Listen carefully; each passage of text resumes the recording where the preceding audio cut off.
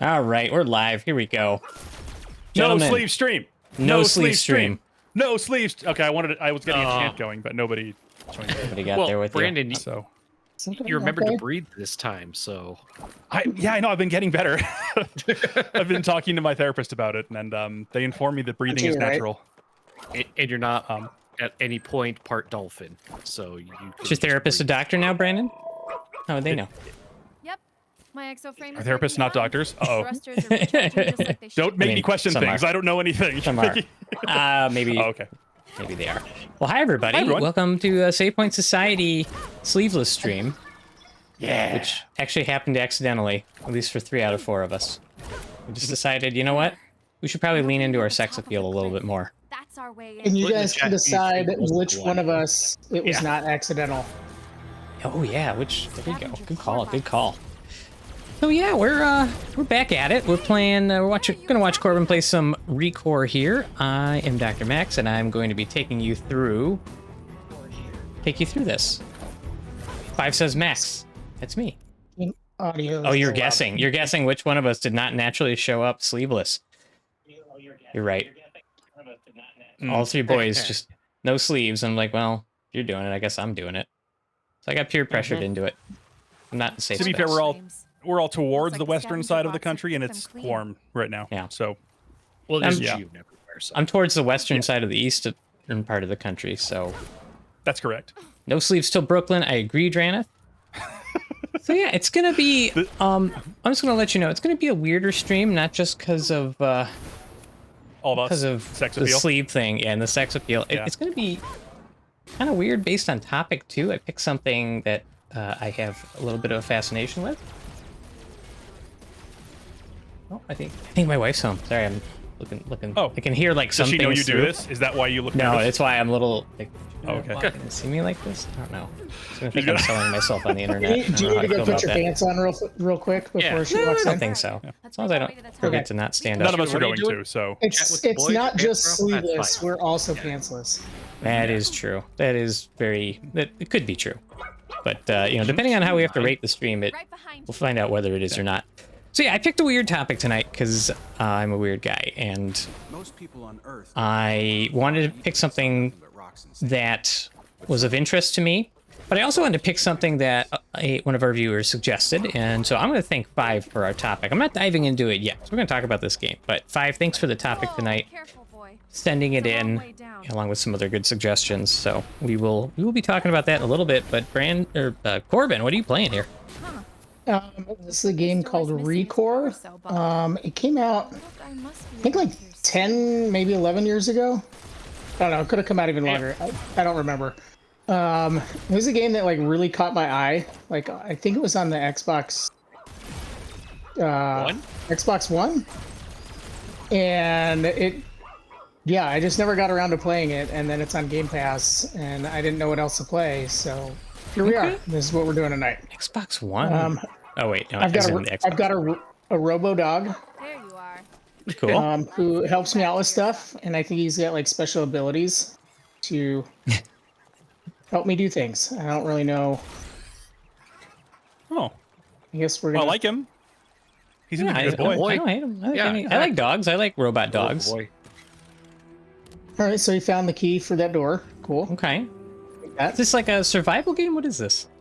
It's like post-oblivion survival desert something. Like the world was kind of destroyed. Kind of your standard sci-fi. Like Sure. the world came to an end, and Doom now you have to, apocalypse like, kind of thing. Come on, this way. Yeah, you kind of have to like explore around to. This Fallout Yeah. looks weird, says Yeah. friend. Fallout 5 or whatever isn't what you were expecting. Oh, 5 I'm coming isn't what you were expecting. 5 or Judas says this Think game was of my designed dog. by the original Mega Man creator. Is that true? Security? wow, What? Oh. You're playing like Mega Man 34. this is the one. Yeah, this is what they were envisioning all those decades ago with the little pixel friend. That's neat.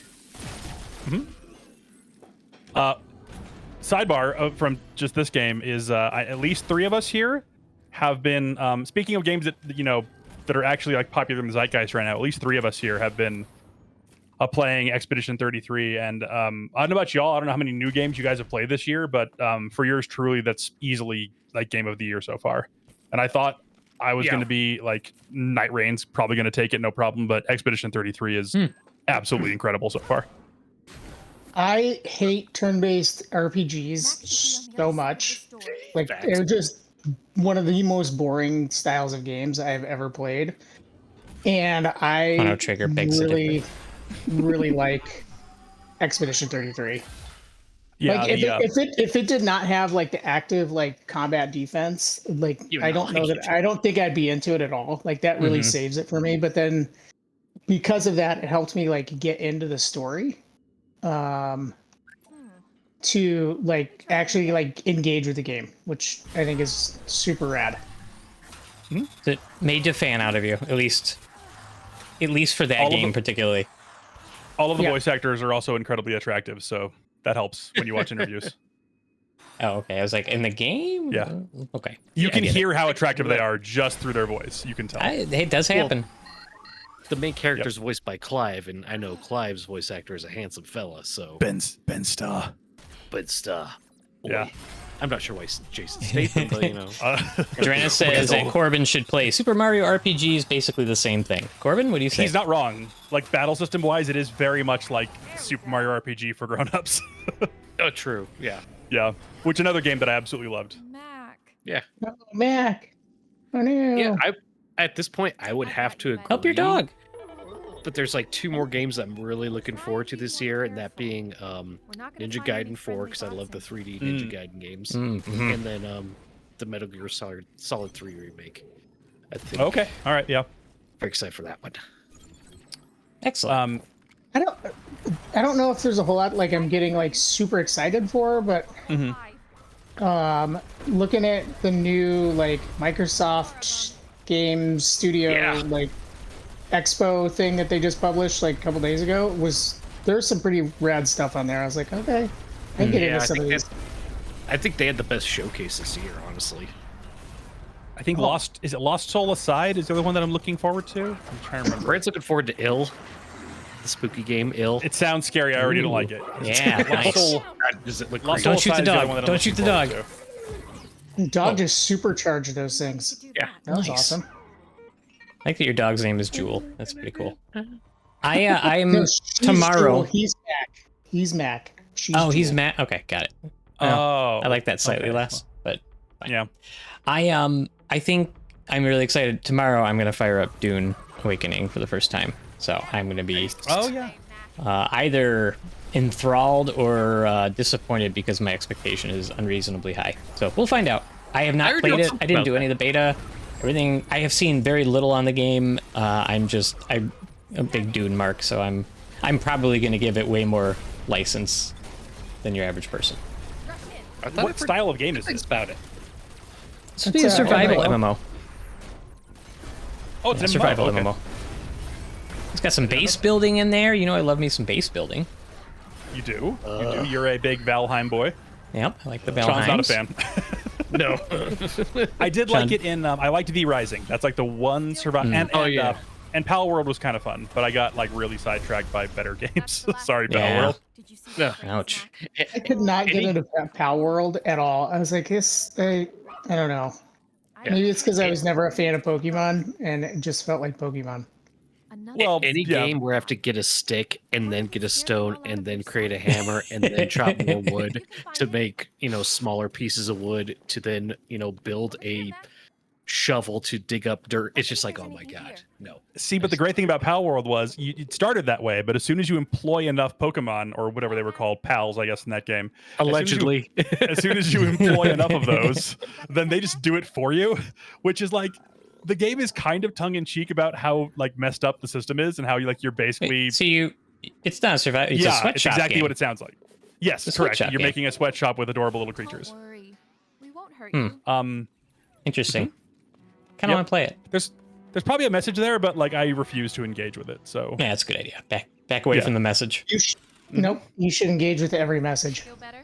All of I them. refuse.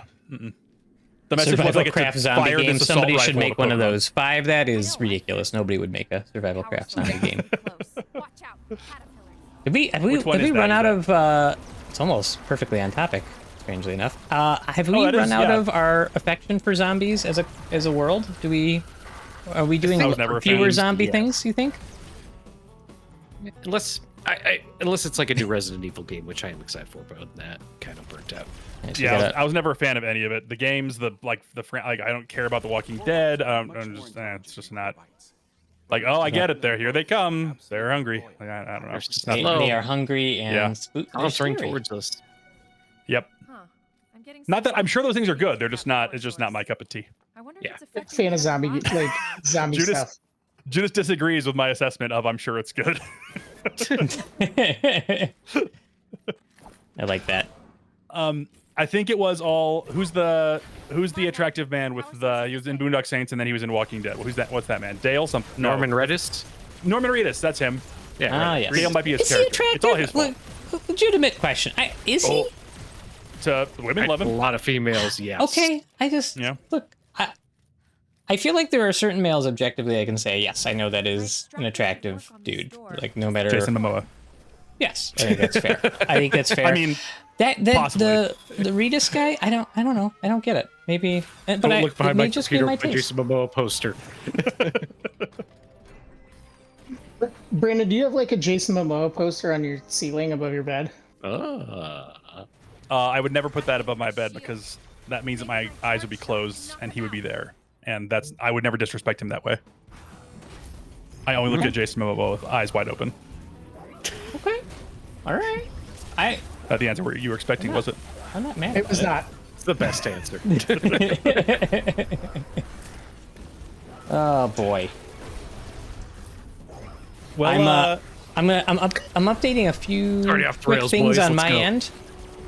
So I will get to I gotta find some of my files that I was doing. So I need you boys to keep going for a minute, and then I'll introduce us to the topic. Hello, Cake-Up.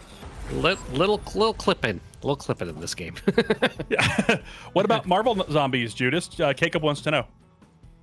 Are those Actually, okay? That was fun. I liked that. That was because that was a unique spin on Marvel, and I kind of liked that. Made Marvel seem different. It's just another one of the things that I never engaged with, so I don't know.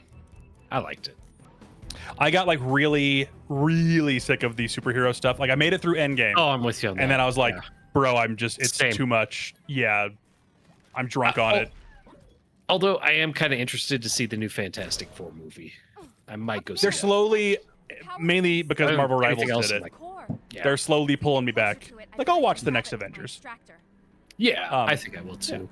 I always liked Honestly, Doctor Doom, so. Yeah, but also like after Endgame, my issue with all the superhero stuff is they just do the exact same stories over and over and over. Well, sure. And over and over. Like the Batman stories have been like the same story the entire time, and there's never any variation. I'm like, okay. And not only that, hey, movie industry, comic book industry, we don't need are watching an origin story of a superhero we've already seen the origin story for. It's like we don't need it anymore. Dude, it's happened already. It's happened. I feel like that's the issue with the DC. Like MCU nailed it in the sense of they were like, yeah, you still got a billion origin stories, but they're just like, we're just soldiering ahead. Like this universe is moving forward. We're just going. How many times has DC rebooted now? It's like, bro, you don't need to tell us all the origins again. Like we get it. You know how Superman came to be. You know how Batman came to be. Let's go. Shit, big you gotta make that money, man. I don't know what to tell you. It's just there is some serious deep recycling of scripts in Hollywood these days. This game looks neat. I'm gonna have to try it. Which is another reason, not to reverse too hard, but another reason why Expedition 33 was such a breath of fresh air. Because it was that studio's first ever game, which is insane. Yeah. To my knowledge, it's the composer's first interaction with a video game soundtrack, so it's his first time composing. So this dude, that's ever using music, right? like he put a keyboard in front of him and he's like, I'm gonna figure this out. No. He's composed music before, but he's never composed music for a game before. Oh. And there's a different skill set there. Super different then? Okay. I mean, I on would think Nintendo, so. Like battle I suppose music? so. Yeah. Like battle music versus like a movie score, it's just different. And I know Sean hasn't been there yet, so we're not going to talk about it too much. I know Corbin just did it because he referenced it the other day. There is a major boss battle that the fight song is it actually got me like it made me feel emotional when they were doing. And then I went and watched a professional singer listen to it for the first time, and she, knowing nothing about the game, like she started crying when the song hit like the high part, like hit the crescendo. They absolutely crushed it in that game. It's out of control. I don't think a song could make me that upset out of context.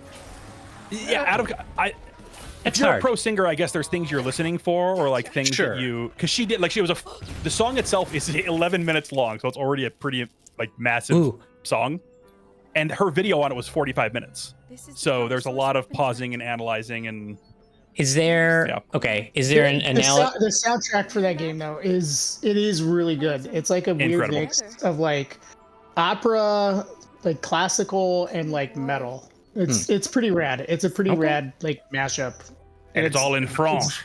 It's done well. The stylization on that game too is like pretty fantastic. Oh, it's a good robot doggy. The world is like super engaging. Did you hear that like the creator of the game even came out and said, he goes, you'd be surprised at what we made this game on, like how much money it cost to make this game. Apparently it was not as much as you think it is. It's gorgeous. That's surprising. Well, a good concept does carry quite a bit. I mean, it's just what it is. It's a great example of like how good a game can be, because it does feel complete too, which I think for sure is a gripe that we've all had at some point in like the modern day of gaming, where like games come out and we're like, why are there like 97 updates for this? Like, why can't we just get a game that's like complete and finished and polished? And this feels very polished. It also nails that, as you get later into the game, it nails that feeling of, you know, like back when you would play, not Corbin so much because you didn't care for them, but back when you would play like SNES or like PlayStation RPGs, and you'd get the airship, and then you could just like go around the world and explore areas that you couldn't. It nails that feeling. It does an incredible job of that. Yeah. So it's I saw a TikTok where somebody was like, it's the meme of like, I never saw Ratatouille, but there's like the food critic in it. And I get what the meme is about, and it's like the food critic, and then it like the next slide is like him when he was young, and basically the idea is the food critic is like tasting something that brings him like the joy that he felt when he was a child or whatever, and the like superimposed thing was like when he's an adult it's Expedition 33, and then like the kid version was FF7 and FF10, and it's because it nails that like that feeling of exploration and You're just like pulling you in RPG. You're getting way too close to Marcel Proust right now, and I don't know if I'll ever get to make another Marcel Proust reference on a Twitch stream. I have no idea who that is. Might be the first ever. yeah, and it's French, so I feel like it's close enough to be on topic. He's an author who a lot of people who are, you know, ivory tower English majors really like. I don't like him at all. He wrote like this gigantic novel in 3 parts. Like each part of it is like 1,700 pages. The first 50 pages of it are him getting out of bed, like the main character. But I bring it all up to say, like, he spends all this time smelling Madelines, the cookies, and then talking about how it reminds him of his childhood, and it's just the smell of the cookies and that taste, and it's like 50 pages of absolute, like, dude, get out of bed. This is boring. God. So boring. J.R.R. Tolkien would be absolutely blown away by the amount of time wasted talking about a meal in that regard. Probably. At least they were walking through the book one. I mean, at least they were walking. I don't. And then they sang a song, and then they had one of the few books that I actively was like, I'm just gonna recycle this. I don't get it. Like, I don't Max think composting books is the ultimate insult. It really is. It really is. Well, speaking of composting, actually, that is right, another one. Down. Oddly, a nice segue. Well, at least to later in the show. But so I think I mentioned. I don't know how much you guys looked into the topic I was looking into. Not at all, because I didn't know what we were talking about. Just briefly. I found out today. All right, excellent. And then instead of looking into it and doing homework, I took a nap. All right, man.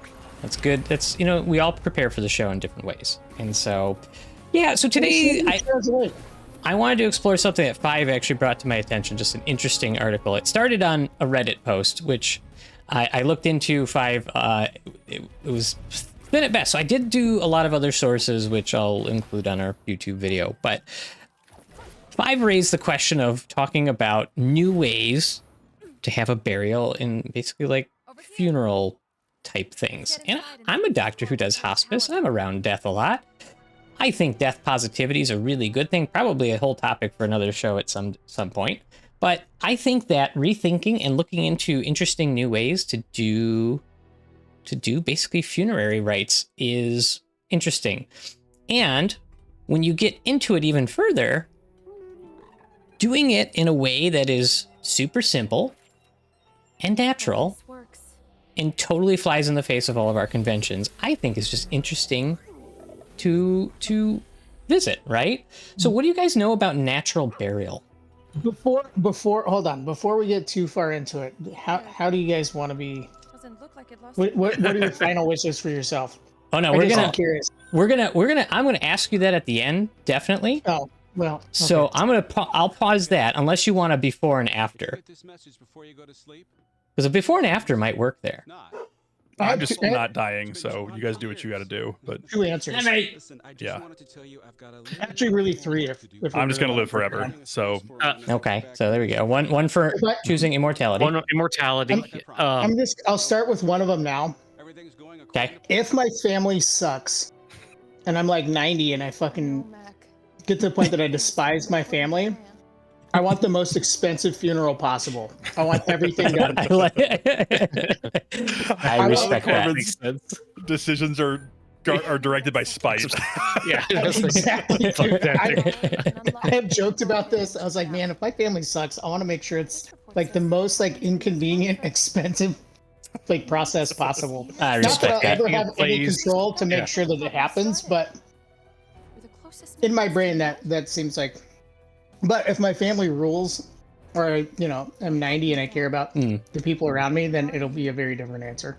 Okay. Just a backyard fire pit. All right, that's all right. Well, that's a little too rudimentary, I think. But how about like Jacob says, just put him in the trash? Would that work for you? Yeah. To put Jacob in the trash? Yeah, we can do that. I'll put him in the trash. It's gonna be my thing. I was gonna say just like Frank, just like throw me in the gutter. Who gives a shit? Like, be dead. I mean, we're gonna go to some weird places, and I think all of that is possibly on brand here. My answer is something I read about for this, and so I don't want to give it away now. I'm gonna share it at the end. I bet you can kind of guess what it will be when we get there. So to answer your question though, you asked like what we know about natural burials, and so I brief cursory reading before. Mainly we'll say green burial. If I said natural, say green burial. That's kind of the term that's used. Right. That was what I saw. There was one article that was like, what's the difference between natural burials and green burials? And I was like, I so don't care. I'm not clicking on this and just brush right past that. I'm going to force you to care. I do have another way I'd like to be buried, and it involves you guys. If I somehow, if I'm the first one to die. If I'm the first one to die, just give me a Viking funeral. Just throw me in the water in a boat, and you guys take flaming bows and arrows and shoot them at me. That's what I was gonna say. God. I'm sorry, Corbin. We can do it together. While Sean was saying that, I actually have another request, by the way. Put us on the same raft. If I have to die, if I can't be immortal, Corbin and I, if we're the first ones to go, we'll first one will do it. A joint Viking funeral. Okay. Yeah. Awesome. I have seen Kenny Omega wrestle a blow-up doll, and I've seen him wrestle a broom. I would request that Kenny Omega wrestles my corpse and in a casket match. And that is how I'd like to be buried. If I have to die, then that is the method I choose. The best is Kenny's older than you, so Kenny's gonna be like horribly. Well, I've probably got I've got a good 5 or 6 years. I mean, left, so Kenny will be like what? 50, if you give him enough money, Ric Flair will take that match. That's 100% he will. Yeah. Oh, I got you 5. Don't worry. I think Viking funeral would be a popular answer. I like that. I think the only thing you got to worry about, like, there's a point where you are going to drift on the boat too far away for us to hit it with arrows because. None of us have shot arrows since Coach P's class. So there's a very good chance you're just going to be a corpse rotting on top of a deck, like just drifting out. You've shot like guns and stuff though, right, Max? Yeah. So what if we, instead of the flaming arrows, what if we just put a propane tank on the boat with them? Oh, cool. Okay. So we have a backup? Yeah, I think that's a good idea. In case the arrows miss, then you can just it's blow it absolutely up going to with shoot the the corpse back at us. He's coming back to shore, and know it. Well, the bits of Parts corpse of that are left after that. Yeah. Put like a little like remote detonator to like start a fire, and we still just shoot arrows at Sean until maybe we catch fire, and then if someone gets close, we just go, it's good enough, and then just hit the igniter. And like kind of a just kind of look at it and go, it's good enough for who it's for. Kind of a grizzly dunk tank sort of thing. Yeah, let's be real too. Who knows what kind of cool technology will be out by the time I die? So it'll be like drones? You kidding me? Yeah, or like some neutron photon funeral? Bomb that makes me implode then explode and spreads my ashes everywhere. That'd be fucking cool. It's a drone carrying you all the way up as high as it can go and just letting it run out of gas and just seeing what happens. Do they have gas? They're probably not gas powered. Maybe some are. Almost certainly, yeah. Definitely drones are gas powered. They're usually battery powered, but yeah, sure, gas is fine. No. You get the ripcord and you start them up. Then drones go. Well, so this whole idea of like natural burial or green burial, it's basically kind of redoing things. So like when your traditional burial nowadays, in the US at least, is going to be you get your casket, you get a plot, you go on the ground, services, cool, right? Or there's also cremation. You can be, put into basically a furnace and then incinerated, and then we put the ashes in something, a modest receptacle, as it were, in Big Lebowski. But it's these are kind of the two main things, and so there's kind of been a movement in not just this country, but especially in Europe too, where you sort of rethink that and be like, well, are we wasting a bunch of energy and resources doing all this stuff? Like, is this the best way to deal with our dead? Right. And so we think about environment, at least, some of us with sanity and who have to exist in it, think about the environment and some of these impacts. And, you have your caskets, which are usually wood or metal and all that sort of stuff that go on the ground. And you have your concrete for all the we're trying to think headstones, not necessarily, but we're going to get to juices. The mausoleums. Your mausoleums, your monoliths, all that sort of thing. And, you have all the particulate matter of cutting those headstones and those things. And there's actually a risk. I didn't know this. There's a risk to embalmers because you do embalming in a lot of these, not in cremation, but you do embalming and the over a 34-year period, there's an 8-time risk of certain blood cancers. I think multiple myeloma for folks who work in embalming. So I've had my own fair share of formaldehyde exposure. I think that's what they tie it to with medical school, etc. But not that many years. So, there's reasons to think about this. I don't know. Does any of that surprise you, gentlemen? I thought you were going to talk about mummies early when you're talking about. Oh, weird. No, so that's chemicals kill you. Yeah, it's accurate. Yeah, right. Mummies are dangerous for the curse reasons, but this is different. Right, but I feel like they would come after the embalmer if he did a poor job. So, well. Yeah, I'm glad to hear that it's just cancer. I'm glad to hear that it wasn't, I feel like if the embalmer does a poor job, the mummy's more liquid than solid. So he's probably harder to get up and come after. Yeah, that's true. Then it's just kind of the blob coming after you. Right. Anybody remember the blob, or is that that movie? Yeah. Hey, you kids in the audience, remember the blob? I made a Columbo joke at work the other day, and 2 people out of 20 laughed. But those 2 people were my people. To be fair, that's our usual what we get for laughs in a room. So, I mean, that's par for the course, baby. So, I appreciate it. Silence. It's comforting after a while. Mm-hmm. So, the other things are, as you said, you ever think about what happens when you put somebody who is deceased and embalmed, etc., into a casket? They don't stay perfect forever. Yeah, I don't like to think about it, but I've definitely thought about it. Because doesn't the wood get decomposed, and then the bones get decomposed, and basically it all goes back into the earth? Well, yeah, I mean, kind of within the casket. So you have a body in there. That body is full of bacteria, right? So those bacteria are no longer having to deal with a working immune system, so they just keep multiplying, and they spread inside your intestines. Free reign, boys. Woo! Yep, basically, and then you start liquefying. There's actually the term for the fluid. It's just decomp, decomp fluid. It smells really bad. If you've never had the occasion, it's really, really bad. That's it's strange, one of the worst things I've ever smelled. Most organic material, when it starts decomposing, is very refreshing. So it's strange that humans would smell so bad. Yeah, that's another strange fact to learn today. As somebody who has worked in an ER for a long time, I have actively smelled a lot of people decomposing or parts of them. And it is a smell that will forever haunt my dreams. And it is a very distinct smell. Yeah, it's not my favorite. The smell of people rot is not good. Sean did bring up, he mentioned wood caskets, and is that a common thing these days? Well, I mean, you can do just a simple mahogany casket. But yeah, a lot of those caskets are like fine finished woods. Some people have gone like really like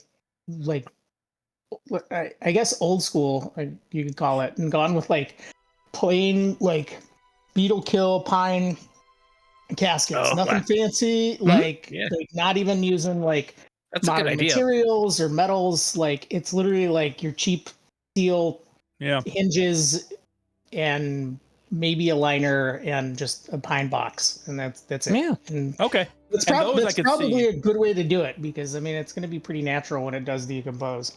Yeah, those I can see the juices escaping, but like in a metal one or I feel like that would contain the slurry a little better. Sorry to. Well, it depends though, because the gas. If you have a seal on that, the gas inside actually builds the pressure up, and it can break them apart. So yeah. I mean, okay, so then you've got a nice sealed casket with juices inside. Like it's not pleasant no matter what. And they've done studies like in the area of cemeteries, like if you test groundwater under them, stuff gets into the groundwater. So I mean, maybe you've got like a deluxe coffin that's like really, really good at keeping in the juices, but like it still seeps in. Yeah. And Drenna mentions another great point that you do have to have the extra concrete to keep the zombies in, prevent the outbreaks. That's true. But there's a lot of concrete that goes into making cemeteries, etc. So you got those things there. And then like there's also the cremating people costs energy, costs a lot of. You have to. I can't remember how high you have to raise the furnace, but you have to get it going pretty good to it's make sure that. It's shocking how difficult it is to melt a human. Yeah, you really have to work at it, and it actually releases. You gotta want it. You gotta want it. So you melt them, and then it releases stuff like the fillings will release mercury into the air, and then you just have all this soot and particulate matter, and the people who work there have to deal with that. Oh, look. Or if you have people that have like certain like medical prosthesis, like pacemakers and prosthetic hips and things like that. Like there are plastics that are part of those. Like like the ball on a like prosthetic hip is usually like a polyurethane, like a really dense polyurethane, and so I mean all that releases toxic chemicals. Not super pleasant, I think more people have moved. Cremation has become more popular, so like we've at least kind of evolved our practices that way. But so the idea of like a green burial, there's a couple of different ways we can do it, and kind of what I'm going to go into is some of the modern stuff we're doing, and then some of the old school stuff that is way cooler. They're both cool, but like some of the old school stuff is fascinating. Modern though, you have a couple different choices, and this is actually becoming more popular. You can do a general green burial, which is done with basically a shallow hole, something like maybe a foot to 18 inches of topsoil in the ground. No container, just letting nature take its course, right? So not even like banana leaves or anything to wrap the body in. You just drop it in there. I guess you could. They didn't specifically mention that when I read about it. Shallow grave and sort of push them in. Yeah, I mean, we're not talking technology here. We're talking simple. We're talking simple and effective. But there's also like movements to do this in certain natural conservation areas. So you actually have like wildlife preserves where you're like, hey, while we're here, we might as well use this area. And I could see, the appeal of that. Like, hey, put me in the natural forest or whatever. And I believe in Europe, actually, that's a more popular thing. Forest burials where you like find your favorite tree and then then go under it. Well, yeah, because we have all this land that they don't have. Deal with it, Europe. Exactly. Exactly. Yeah, you don't have a choice, America. No, exactly. And there's no embalming there. It's just, it is what it is. And it takes about a year for a body to completely skeletonize under most circumstances. Now, if you're in Florida, it's probably going to speed that up a little bit. Like heat, temperature, all takes into account. That's actually a lot slower than I would have expected. I know, right? That was it was actually kind of surprising for me to learn. That's actually a lot. Oh, maybe I shouldn't fight these guys. I don't know. Like everything. I don't know.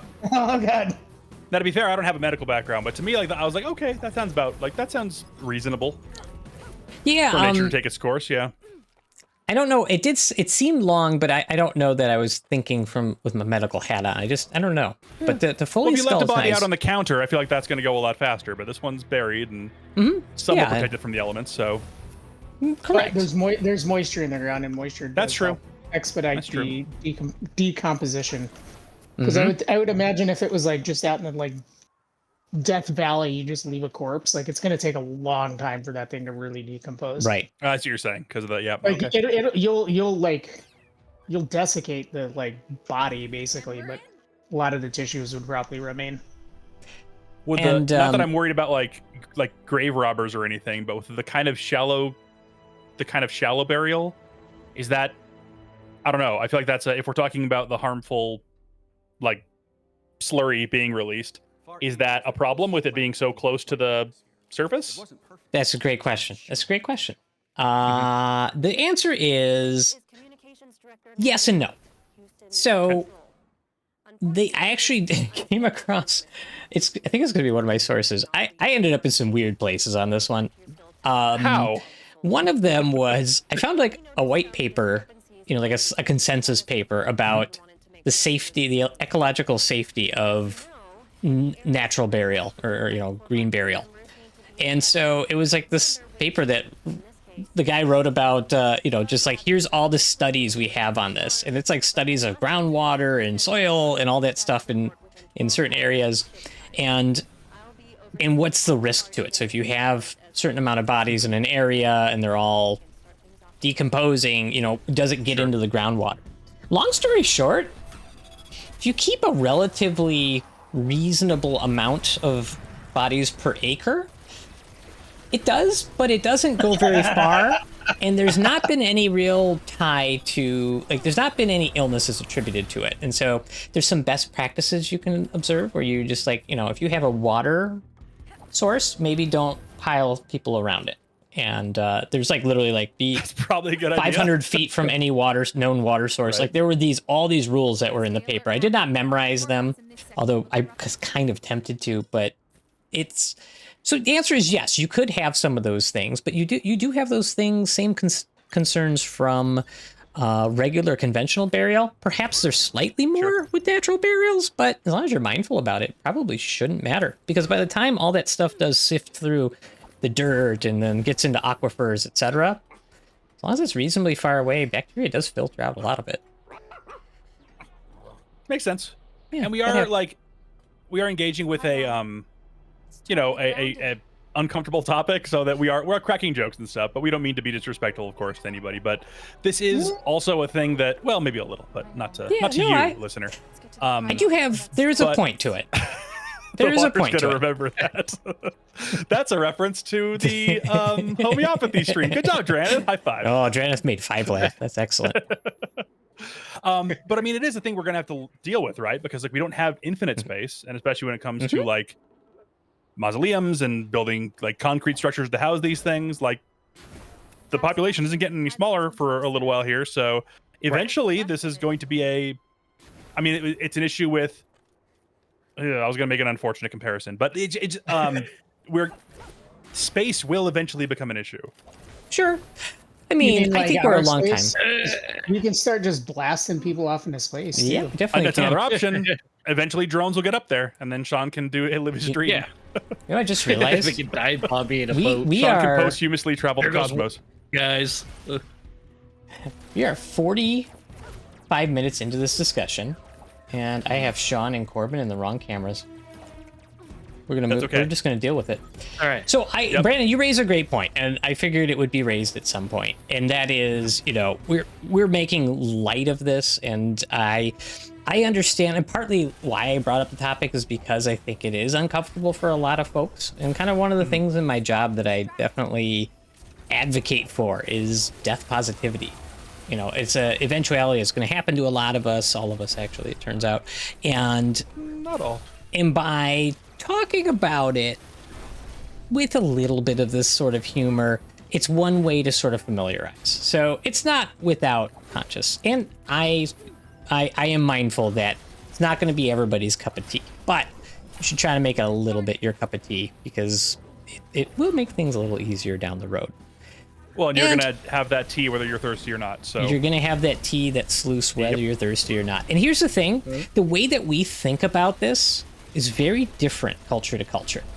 And so right now, natural barrel, green barrel is catching on. Like it's becoming more popular with the younger generations who are like kind of environmentally conscious. But the way that we think about handling of our deceased, etc., you also kind of have to understand it is like anything. It's sort of particular to our culture.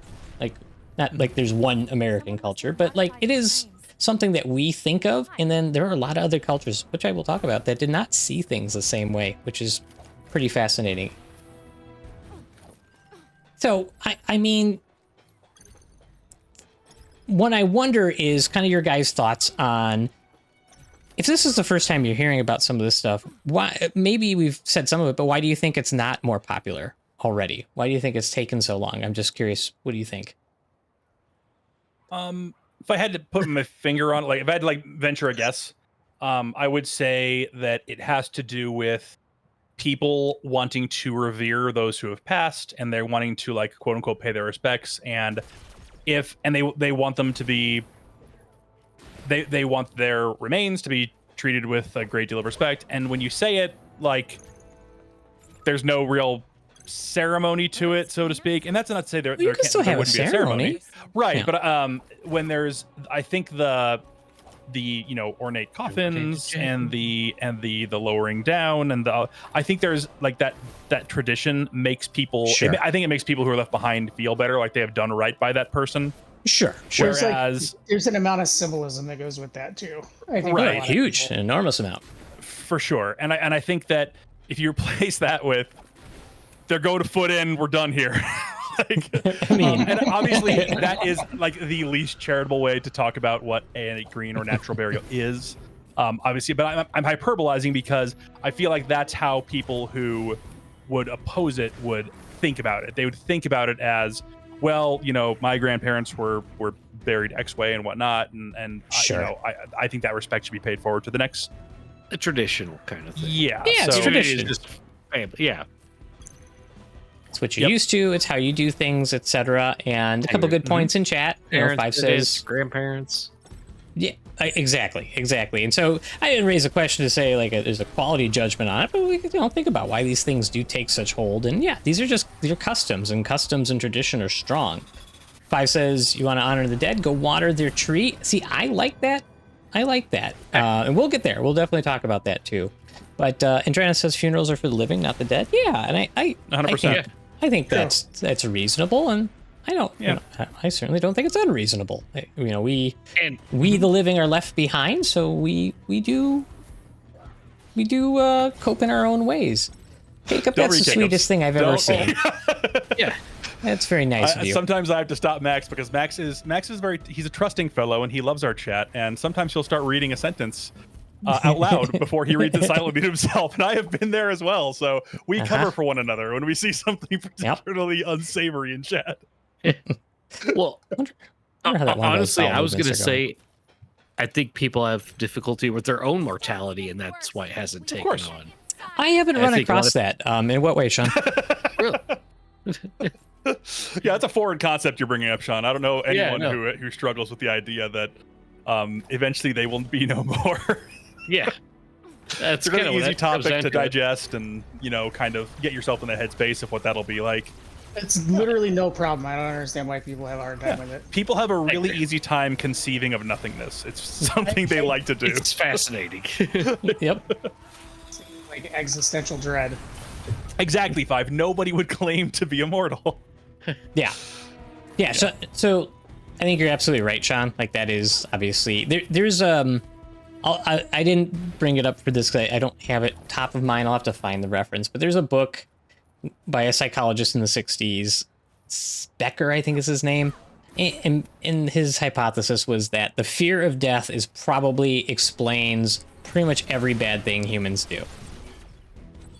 I read the first chapters of it, and then he got really deep into Freud, and I was like, all right, I'm out. This is boring. But I think the point is, I think you're absolutely right, Sean. I think we do a lot of things because of the fear of mortality. And so, I think if you break it down into a green burial, it's just the, body goes into ground, and you can have whatever ceremony you want. There's something pretty raw about that. Just like a corpse in the ground, no protection. Exactly. It feels vulnerable. I think on its face it feels disrespectful. Yeah. I think is what, and that I'm not saying that there's a like sound logic behind that. I like from a total just feels perspective, I get where people would be. Yeah, I think I see that too. I definitely get that. And so I think that's part of it. And you also have to worry about like legal quagmires because this is kind of new. So I think there's I forgot, I saw it somewhere. I didn't put it in my little note sheet here, but it's not. I don't know that this is legal in every state. I don't believe it is. Quick check? I did look at that. Yeah. How many states is it legal to do a green burial? That's a good question. I'm gonna guess California is legal. It's California. I'm guessing Oregon, California, Washington. I wouldn't be surprised if it was not legal at all in California. Oh, interesting. Okay, we'll see. Anybody they tend to be pretty heavily regulated on like everything, and I could see that being one of those things. Okay. I could see so I've got weird thing like Wyoming or Montana would allow you to do for some reason. 100%. Yeah. I've got two Or Florida. Two conflicting answers here. Oh, interesting. Okay. Real quick, Now this one is from 2022, but this is from greenmatters.com, and it says the process is legal in 5 states. California, Colorado, Oregon, Vermont, and Washington. However, the next one is our Google AI summary says that green burials are legal in all 50 states. However, the regulations and codes can vary. While natural burial is legal everywhere, some states may have specific requirements or restrictions regarding burial sites, body preparation, and container use, which makes sense. Yeah. So I'm trying to find a better answer. I mean, it's pretty reasonable. It's so that's like maybe the general concept is legal but states are going to stipulate on like, okay, where can you put the site, or what kind of permitting do you need to do that? Maybe am I reading that? I dug a little deeper into the one that said only 5 states, and and that is specifically referring to, and this is just an unfortunate term, body composting. Yes, that is different. So that is different. Only legal. Yes, that is only legal in 5 states. Yeah, that's kind of a new. It's a cutting edge. Yeah. So the green burials appear to be legal all over. There's the regulations and the I guess statutes that govern what you can do vary from state to state. There is human composting is also like a newer thing. There's like a lot of Silicon Valley tech bros for some reason invested in this space. And so so human composting is where you do the natural thing but kind of accelerated. And so it's like typically with body and wood chips or covering or something that kind of holds in heat to actually speed up the process. And so I think I read a source that says it takes it down to about 6 months to skeletonize. All right, let's find the pylon control. And so they're actually this is a competing thing. It's like there are companies competing for business to do this for you. You know what I mean? Which is just very odd. Yeah. But that's not different than the current, like conventional traditional burials, right? Like you're still, contracting someone to do it. So Oh, absolutely. yeah. Judas takes the nihilist approach. None of it matters. It will turn into Soylent Green eventually. I mean, possibly. I agree. Yeah, Soylent Green is made from people. Is that the line? Is that the? That is the line. Yeah. That is the line. Soylent Green is people. Soylent Green's people. Why am I blanking on the movie? Is that Apocalypse Now? No, Soylent it's, Green. Not I think it's Apocalypse Soylent Now. Green. Yeah. The name of the movie is Soylent Green. I think so. Isn't it? All right, 5, no, cut that I'm- part out. 5, cut that part out of the stream. But he doesn't do editing on the fly. He's a moderator. If you know what I I mean. don't think that's how that goes. But yeah, so the human composting, right? That's cutting edge. That's newer. I really like that idea because I think it is neat and kind of practical, and I kind of want to be made into heirloom tomatoes. What about being made into a lab-grown diamond? Into what? Ooh, a lab-grown diamond. Lab-grown diamonds. Oh yes, that is another. So we're not. That's probably outside of the green burial, considering all the heating and burning and science that goes into it. But that was going to be one of my questions later, as far as what kind of gem would you want to be? You can ask it now. What kind of gem would you want to be? What kind of piece of jewelry? I know this. Nobody's gonna like my answer. Nobody's gonna like. Well, I mean, people will like my answer, but You're right, Draft. That does involve. I think information. turquoise for my to represent my southwestern roots. Oh, okay. that is way too thoughtful of an answer for this. Yeah. No. No, I was like, I guess I'm gonna do thoughtful. Does rigatoni count as a gem? Because if I could be immortalized, okay, that'll count then. I would be immortalized as an emerald because I like green, and I'd be a kachumba tree. Google Wait, a so you're kachumba doing- tree. Are you're gonna? I like this, Sean. You're going to use all the resources to cremate yourself, get yourself into an I wanna be emerald, spread and then out you're gonna yeah. plant yourself under a tree. Well, he's gonna half and half it. Yeah, half and half it. I like that. That's how it works. It's like a Rube Goldberg take on the whole thing. I appreciate that. Okay, yeah, we're gonna count that. Awesome. We use every part of the Sean here. Nothing goes to waste. Yeah, and I'm rolled through the ground like a Rube Goldberg machine. Yeah. I'm like getting smacked between marbles, and I'm going on a pendulum in a circle, smack down to all the way down to the core of the earth, where And I then will be bubbled up into the core I have and no spread notes. out in volcanoes. And then when the tree is made from the soil that Sean was planted in, it'll come out and his face will be on the tree, I'll be a kachumba tree. Okay. Is that what a kachula tree is? I don't know. Kachumba. Kachumba? Does everybody that's know a what that is? Brandon. I don't have. I a clue believe what that's a that is. type of tea, as a fermented tea, I believe, Sean. No, it's a That's tree. kombucha. Kachumba tree. Sean just likes saying the word. That's it. Yeah. Brandon, can you fact I check don't- whether Sean's making things up? I have no idea how to spell this. Sean, tell me how to spell your made up Hold tree. on. Yeah, he doesn't know. Just sound it out. Kachuba. I think Sean watched Moana too many times, and now he's just making up words. No. Big Moana Mark he is. Big Moana fan. Huge fan of Moana. Well, while you're looking that up, Corbin, what are you doing? I think that found I it. would like to be turned into a diamond, Hmm? preferably a blood diamond, and then Excellent. I want to be turned into one of those glittery gem butt plugs. That's it. like the ones you put over a cat's behind, or for a human. No, like the ones where Yeah, The we chick all has a know. butt We all plug know. and- Yep, we and- definitely know. Yeah, just don't overthink it. Okay, so Excellent. boy, did I mess this up? Oh boy. Apparently that's a translation. Sean, make up a lie. Hurry. something better than Sean. Is that why he's saying that he screwed this Sean, up? what did you do? No, because I remember it seeing in an internet comment video, internet comment etiquette video where he was That's the talking about best they were source. talking about a kachumba tree, and it's basically this tree that has these weird dick-looking things growing on it.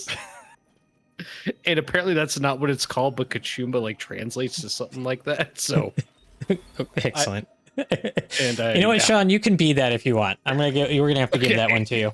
I think that means that Sean's lower half is going to be what's used to make the tree, and his upper half will turn into. I don't know. I think, given the nature of the tree.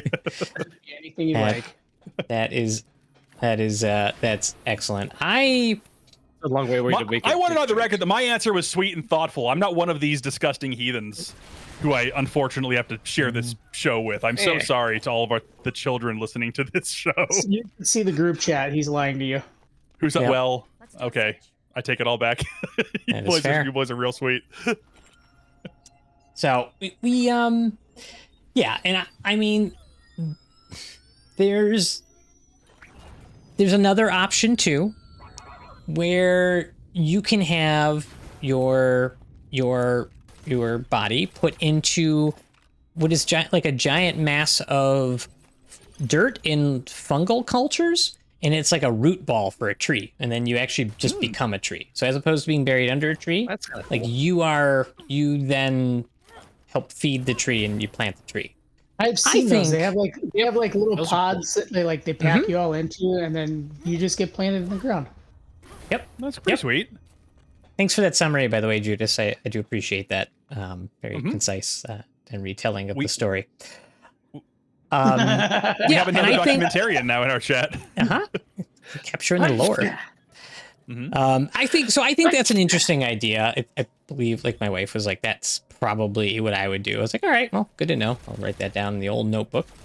And so I think that's lovely. You know, as Five said earlier, you water the tree. There's a way to have a lasting legacy that it's natural and, you know, but albeit still temporary, because trees don't live forever.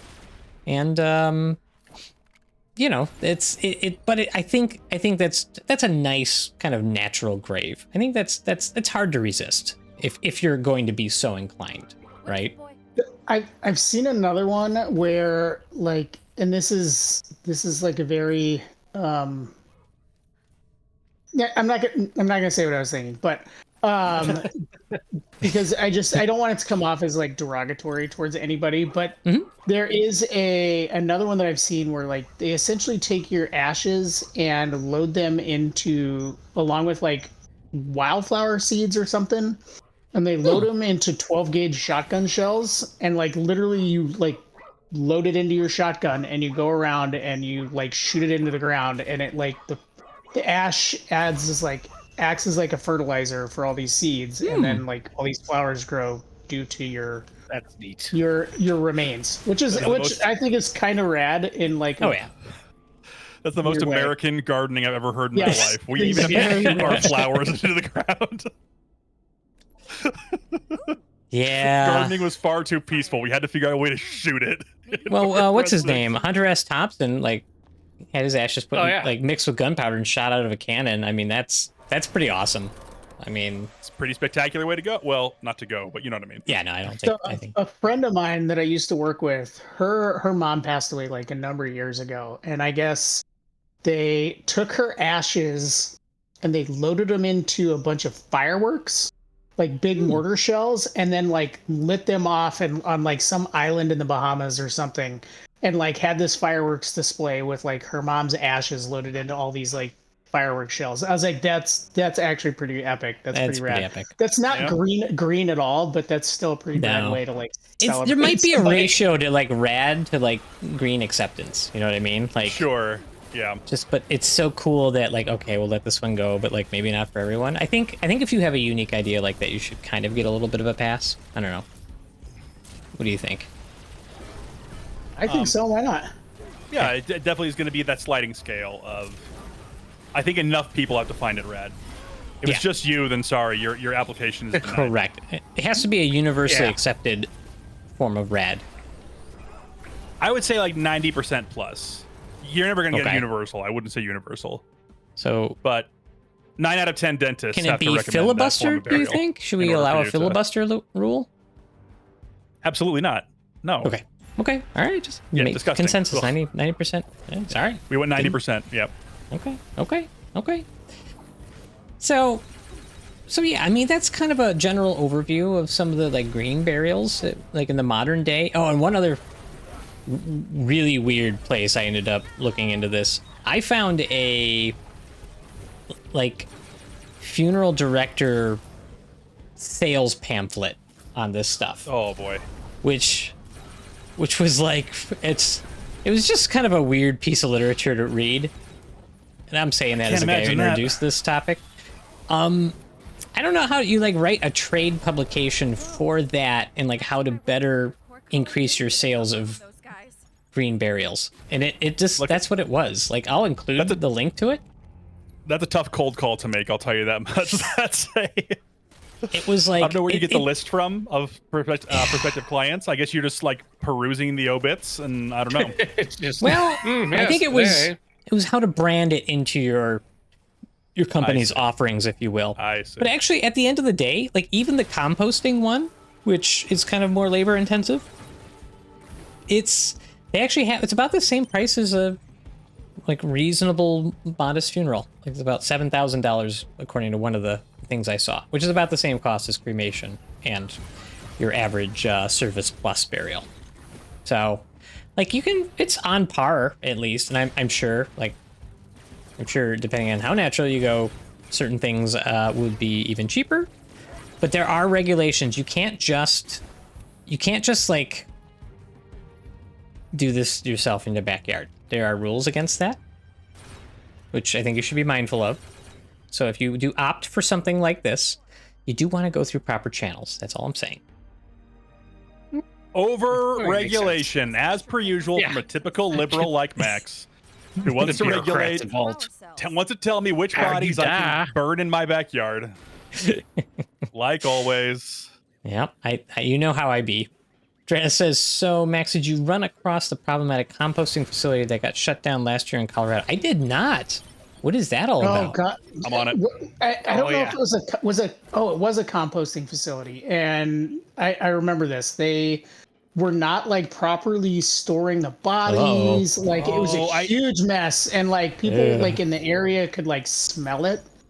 Like bodies were like actively I remember hearing about this in this place. Like, oh my God, like what a complete disaster it was. So this is 2023, and this says improperly stored bodies found at Colorado funeral home with green burials. Oh no! Authorities are investigating the improper storage of human remains. Yeah, I remember this now. Yeah, it's kind of jogging my memory. Yeah. So, oh boy. Yep, don't want to read any more about that, but suffice to say, they weren't meeting the expectations. No, it sounds like that. Which, Brandon, would you argue that's a good reason to have some regulations? Even me, the liberty-loving libertarian who rails against government overreach. Why do I need a driver's license, liberal? Even I would say that's probably a decent place where you probably want some regulation. Well, Draneth pointed out that the funeral directors weren't licensed and charged with like 100+ counts of improper storage of bodies. Oh, it's leading to some legislation changes around funeral directors in Colorado. Wait, when did that story happen, Brennan?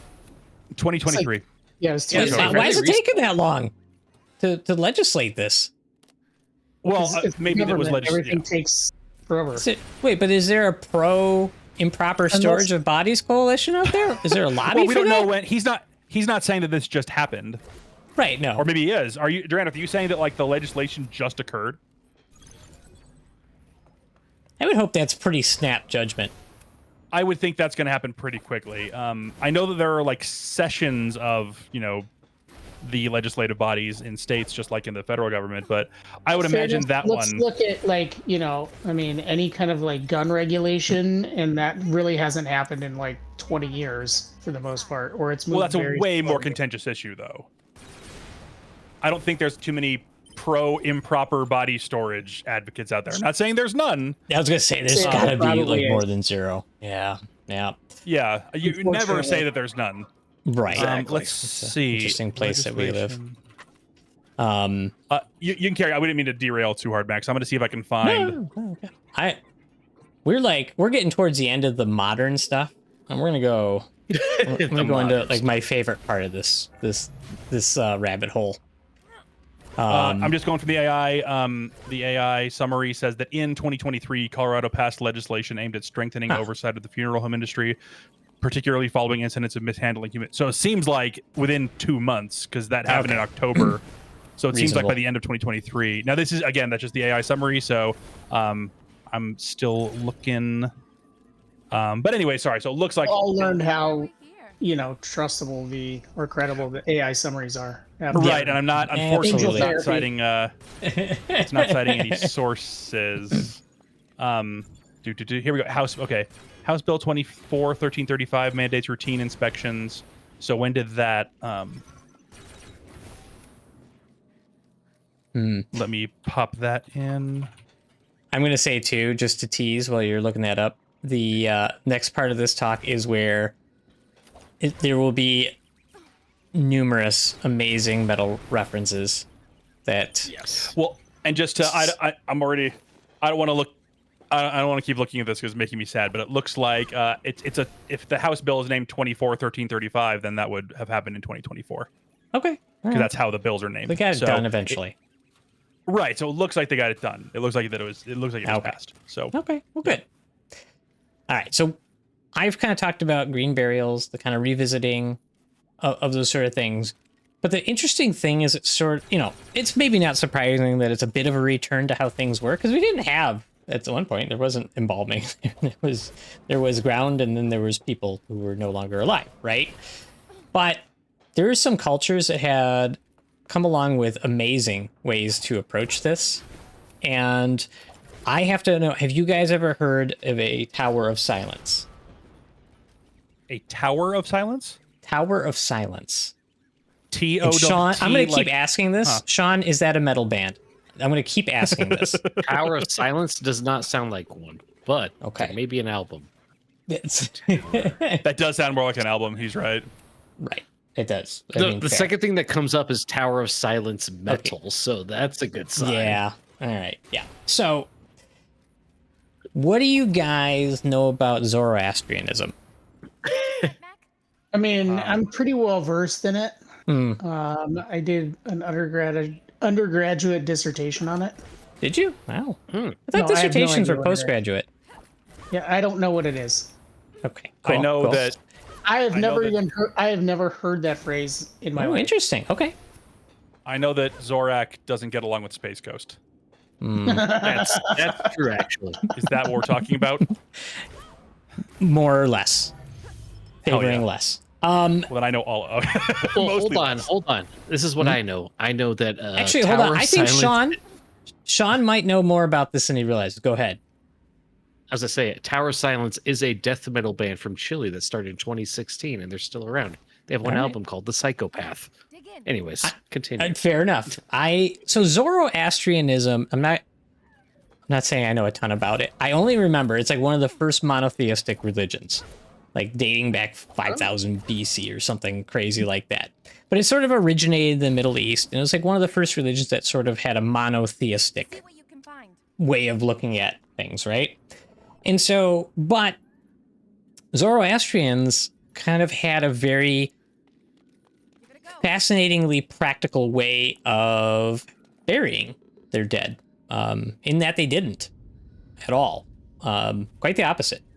So, Towers of Silence are basically places where they would build these large cylindrical platforms. I don't remember the measurements on them.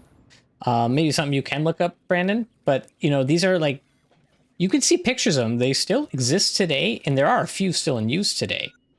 But essentially, it's like a platform with three rings, right? So kind of, actually, Corbin, stay right where you are so that I can see that. So this, like where Corbin's standing on this platform, something like that, but like raised in, 30 feet in the air, something huge. And in the center, you had a pit, like where his character's right foot is. And then you had these outer rings. There's usually 3 rings. And so the outermost ring is where male bodies would go. Middle ring is where female bodies would go, and children would go into an inner ring. And these were where they would ritualistically place the deceased on the platforms and would make sure that they were in full sunlight and wait for vultures. This ought to be good. And so the whole point of it was something called excarnation, which is basically leaving a body out to let nature take its course above ground. I think the word actually stands for removing tissue and organs. And so, yes, the whole point of this ritual was to have the deceased up on this platform where the vultures could come, where wild dogs could also get up there, and they could be turned into skeletons slowly and naturally. Never heard of that, huh? Turns out they didn't teach that Sunday school, Max. Sorry. No, it didn't come up. That didn't make it into the curriculum for me. So that sounds Surprised. bonkers, right? That's like, to a modern sensibility, that's wild. Yeah, to a modern sensibility, of course, that sounds pretty wild.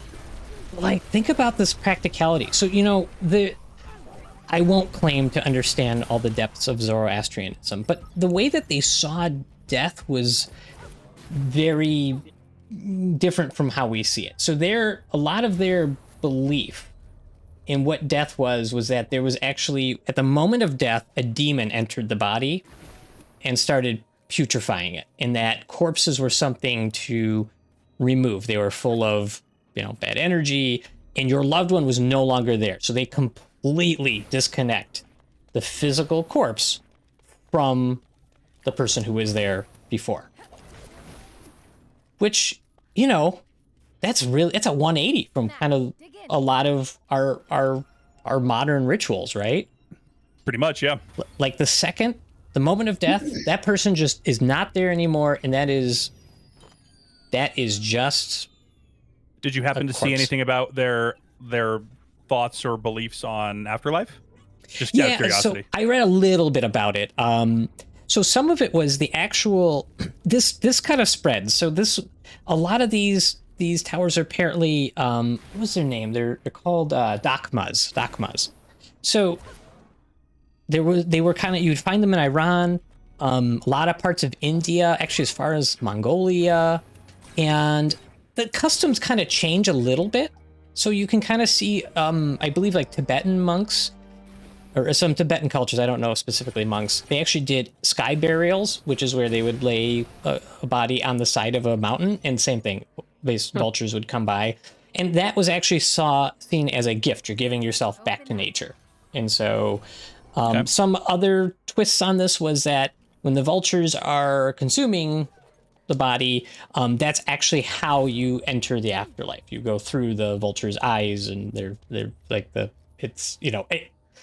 they're close to the sky and all that kind of stuff, probably. There we go. Yep. And they're what Cherion from the River Styx. They're like the boat carrier that carries you to the afterlife. Yep. Or the underworld kind of thing. Mm-hmm. Yep. Okay. And so it's fun biological fact aside, like vultures, the acidity in their stomach is so. Because they eat what they eat, the acidity of a vulture's stomach is so acidic that's how they don't catch a lot of diseases by eating dead flesh. They are actually obligated. That's how they only feed on deceased things, and their stomach is specifically well suited to it because it's so acidic it just wrecks all bacteria pretty much. Like, it's a fun stream. That's pretty metal. That's just pretty metal.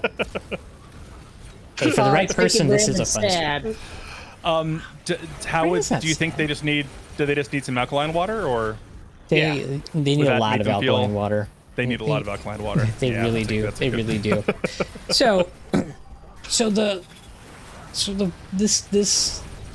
this whole custom was actually very common, and it's. What would also happen, the other interesting thing is that they would build these far away from cities. So I told you, like, some of their thing was like, there's a corpse and it's now something we have to remove because they recognize that, illness can follow being around these things. And so these were far outside cities, which makes sense for, I think, other very practical reasons. But there was actually in the construction of, so if you think about it, after time, once there's basically nothing but bones, they actually had areas, like the center of the pit was a big container. It was called what was it called? It was some kind of well. Yeah, basically, it was a well. Ossuary pit. And so you basically there were people who were caretakers, and it was that's a band. I have to, Sean, check it out. It's got to be. There's no way that's not a metal band. Yeah. There's no way. Oh, and by the way, the demon that rushes into the corpses to make them unclean is called Nasu. That's got to be a band as well. NASU. Almost without question. Yeah. But it's just the one guy. Excarnation also has to be a band. Oh God! It's just the one demon who rushes in, or is that like a type of demon? I think it was the name of the demon. He's I a don't busy remember. boy. Yeah. There's no ossuary pit. There's a band called Ossuary, and they are from Madison, Wisconsin. Yeah, they are. Excellent. Shout out Yeah, to they are. Ossuary. Amazing. Big fans of the stream, I The imagine. most metal city in America, Madison. Yep. So they would so you have all these pits where, bones would be, and the bones could be left to further basically desiccate, and then they would actually throw lime in the pits to help break them down. And rain would fall on them. The rainwater would be filtered through the structure, filtered through the soil. It actually did work to kind of keep everything else clean. It was a very ecological way to deal with this, like simple and brilliant. I think that by modern standards, though, the issue would just be I don't think people aren't naive to what happens to a corpse once it's laid in the ground. I think that in the way that people think about it is a much more gentle, peaceful, dark, silent, cold, versus the flesh of your loved one being ripped off the bones by a vulture. I feel like people, that in my just guess, I feel like as we've gotten into our modern, overall less violent lives, that kind of thing would be extremely off-putting to the average person. Yeah, just the thought. I get it. Yeah. It's right. That's a tough one. Like, there were actually some of the variations of some of these particular burial rites. There were actually people. I forgot to write. It's in one of these articles, but there were people whose jobs were to literally rend apart bodies to make it easier for this process. Like they just yeah. I mean, it's such a different way of seeing things. Yeah, a little. There really wasn't, as described, a ton of reverence, because again, they felt that once death had happened, it is no different than an object, and that's hard for me to parse out. That's a bit much even for me. That's number 2. And so I think that's got to be kind of one of the most metal things I've ever read in terms of a burial ritual. And that's up there. I know I don't qualify for it, but I kind of appreciate and want it. Well, maybe you can convert to Zoroastrianism now. I don't think I'd be good at it. They still are. So here's the other thing. They still have some of these hits going. So it is a thing. Now, there's a very, very fascinating NPR story, which is how I first heard about any of this. Because what was happening, I forgot the year, but over the last 5 or so years, there was a few of the Towers of Silence that, unfortunately, bodies were not going away very quickly, and so there was an awful backlog. And what ended up happening is they were like, "Hey, to describe it. What happened? What happened to all the vultures?" And so they found out that a lot of vultures, I think this took place in India, were they weren't showing up anymore, and they were dying. And so they had to try to figure out what was going on, what was killing the vultures. You guys want to take a guess? Because something was killing the vultures. Was killing vultures? Is it the microplastics and all the Not a terrible guess. Honestly, not a terrible guess. It is not the answer here, but I'm guessing external factor of some kind. Yeah. It was something in what they were consuming in us. Was it pharmaceuticals? Was it pharmaceuticals that were in people? Corbin is too much so Ozempic damn for the close. vultures? Bacteria. Oh. No, it not. is. It's Corbin the is chemicals. Corbin is pretty much. I'm going to say Corbin's got it. So it wasn't that. It was they were not the bodies, but at least not the human bodies. They were consuming, because they're vultures. They'll eat whatever they want. That is, no longer living. And so they were eating a lot of cattle that had died and all sorts of other things. And the problem is, that a lot of cattle have pharmaceuticals pumped into them. And the medication that was used very commonly was diclofenac. Corbin probably knows what that is. Man, they were getting it was wrecking their kidneys. You're right. Diclofenac is a non-steroidal that we use. I mean, we prescribe, we have. And so like cattle, if they're like not feeling good or whatever, it's easy to just give them a bunch of anti-inflammatories, and if they're in pain, it might work. And that was kind of a common practice. And so, yeah, the vultures could eat the gnarliest bacteria, but when it came to eating these deceased cows and stuff, they were poisoning their kidneys with diclofenac because their kidneys just do not process this medicine well. So they were dying of kidney failure. Is that wild? That's wild. That's pretty metal too, to be honest. So, I didn't take out the carriers of the underworld kidney disease. Yeah. You hate to see it. You hate to see it. There's no dialysis for Quran. So like vultures to dialysis machines, just be like, yep. That's because they didn't have the single greatest leader to ever run the president of the United States, President Richard Nixon, the best one we've ever had, who gave us in that one regard. You can say the one regard. Yeah, so that was like, that is actually, it was this huge investigation about like what is happening, and that was the answer. And so it led to a bunch of changes of like, we can't give cattle this anymore because like these, not aside from this practice, this ritualistic practice, these vultures are important for the ecosystem, and so we need to stop. So an interesting way to arrive at stop giving cows indiscriminate painkillers. But because then their corpses aren't good enough for the vultures. Correct. Thank you, Brandon. The world is weird. The world is strange. I don't think I could have not wrong. Said it any differently. Yeah. It wasn't good enough for who it was for, is what it came down to. No, I completely agree. I wanted to ask you guys too, like, based on what I've said and told you so far, can you possibly even think of a more metal burial than that?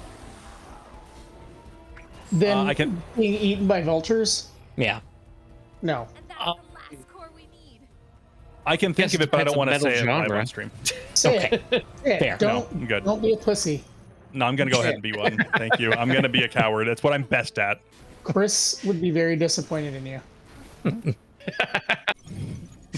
I think, so I think the other popular things are going to be the Viking funeral. That came up too. Like, that's pretty cool. It's hard to argue with that. It's neat, but we've already pointed out there's going to be some modern problems with that and what we're able to do, etc. And I mean, eventually we'll probably have a frontier in space where we can do some cool stuff, right? Like shoot me into the sun. That's kind of cool. That's not bad. Just plap on the moon. Man, that is a lot of money to just get rid of a corpse. It sure is. Well, Corbin, you were mentioning earlier, if depending, that would be one potential consideration if you're looking to drain the accounts. But you could also, I guess, look at it from a standpoint of like if you were trying to get like rid of like mass amounts of corpses at once, then that would probably be a more economical way to do it versus just like one, I guess. One at a time is probably a bad idea. That you need group rates. You need like I almost said frequent flyer discounts, but you're not going to be flying frequently doing that. That's going to be a nobody's flying back. No. Yeah. No. Well, we can just have Elon build one of his terrible rockets and then use that. I mean, do you think we can talk him into doing this for himself? Then it will just rain corpses down on us because it's never going to leave that. Well, but I just mean in this one regard, it can just be a one-way trip, so perfect. Yeah. You could probably convince him. I think so. But yeah, and I mean, I think the other thing is like, okay, we've been to some weird places tonight. And I'm curious, like, what if any of that was the most surprising? The most surprising. Yeah, so far. Most surprising. I can't say that the Tower of Silence thing is actually that surprising, considering how far back it goes. Yeah. No, it's just different cultural practices. That doesn't shock me too. Actually, I guess what I would say is that, and I'm not sure you hinted at it, but you didn't necessarily say that it was deliberate. But the filtration process through which was that an intentional thing, or was that sort of just a side effect of the structures? Good question. I don't know the answer to that based on what I read. I did one of the sources I have was a legit like scientific dissertation on it. And I read bits of it. I'm not gonna tell you I read the whole thing. I read bits of it, and I was like, I remember thinking it's probably in there somewhere as far as like the architectural whatnot. But I think some parts of it were certainly like the lime pits and all that sort of stuff. But was it designed to specifically filter out the water in a good way? I don't know. It's a maybe, but I don't know. I mean, you find some pretty impressive stuff in like ancient architecture, so it wouldn't completely. You gonna start bragging about aqueducts? Absolutely. You see where I was going with this. I was going Romans, baby, but it cut me off. No, I just think that regardless of whether it was intentional or not, just that kind of, well, I guess not regardless. If it was intentional, that kind of like forethought is incredibly impressive to me. I don't know how I necessarily call that like the most surprising thing we've heard so far. Maybe the most impressive thing. Okay. Fair. That we've heard so far. Either of you boys got anything off the top of your dome so far? I guess maybe that Tower of Silence isn't a band. That's a little surprising. Cool. I thought Sean said it was a band. Yeah. Or was it an album? I thought he said it was an album. He was assuming it was an album. Oh, it just sounds more like verified that it was a band. Yeah. They're from Chile, and they have one album called Psychopath. And they're still around, apparently. Okay. No, obviously the most surprising thing was that Ossuary is from Madison, Wisconsin. Are you saying Madison is not well known for their metal scene, Brandon? They actually have a pretty good metal. They have a good scene. I'm not surprised. I'm just saying that if you were to ask me to name like the most metal cities in the world, I wouldn't start with Madison, Wisconsin. That's just, I want to hear Sean out. Sean, what were you going to say? Actually, was it Milwaukee has a metal fest every year that's actually pretty popular. It's been around since the 80s, Milwaukee Metal Fest. We do. We're close to Madison, so they probably just get some of the runoff. Some of the sluice. some of the slurry makes its way down through the soil and ends up. I think that's probably true. Yeah, we do have Metal Fest. It's they usually have pretty good lineup. I think I just missed. It might have just come by too. Well, but just because the fest takes place there doesn't mean that that's where they're from. Right. True. But it just suggests that the aura in this area is good for it. I think. Right. That there's an audience for it that is. Yeah. I'll meet you halfway on that one. Victor's mad. I don't know who Victor is yet, but he's mad. Why'd you make him mad? He's gonna be mad. Yeah, so that's pretty much most of the topic I had. I leave the floor open for discussion. Do we want to revisit if our minds have been changed in any way about how we'd like to be? I'm still Kenny Omega wrestling my corpse. I think you actually did land on a good one. That's going to be... Yeah, I'm sticking with that. Yeah, that's a pretty solid one. Yeah, you would. I don't know, Corbin, did that move the dial for you at all? I mean, I guess you could feed me to like a pack of raccoons or something. Like hell yeah! Oh, that is your spirit animal. Keeping a family alive. That would be your legacy. That's pretty amazing. Just throw me in the trash and a bunch of raccoons. Be good. 5 says, "Throw me in the lake, please." Hole. But that's 5. That would be economic. 5. Probably scarring for your family, but I think you're going to appreciate the economic sensibility. Do you want a Jason Voorhees 5? Because that's how you get a Jason Voorhees. Well, you're just not thinking. I'm not sure that 5 doesn't want that. I know him. I don't know what he. I know him well, but I don't know if I know his thoughts. Cultural differences, I suppose. Yeah, that's what. Yeah. All right. Well, fair enough. I don't know, John. Did it change anything for you? To be honest, like, I would like my body just to go back into the earth and just like refuel the earth, because that's what makes the most sense. It's kind of like, I was born on this planet. I feel like I should be part of this planet again when I go. So just like throw me on the ground. Cool. Okay, I'm with you on that. I think, hey, look, whether you're put into a box or not. Like that's kind of what's going to happen. Just Correct. to a varying Do degree. you have any?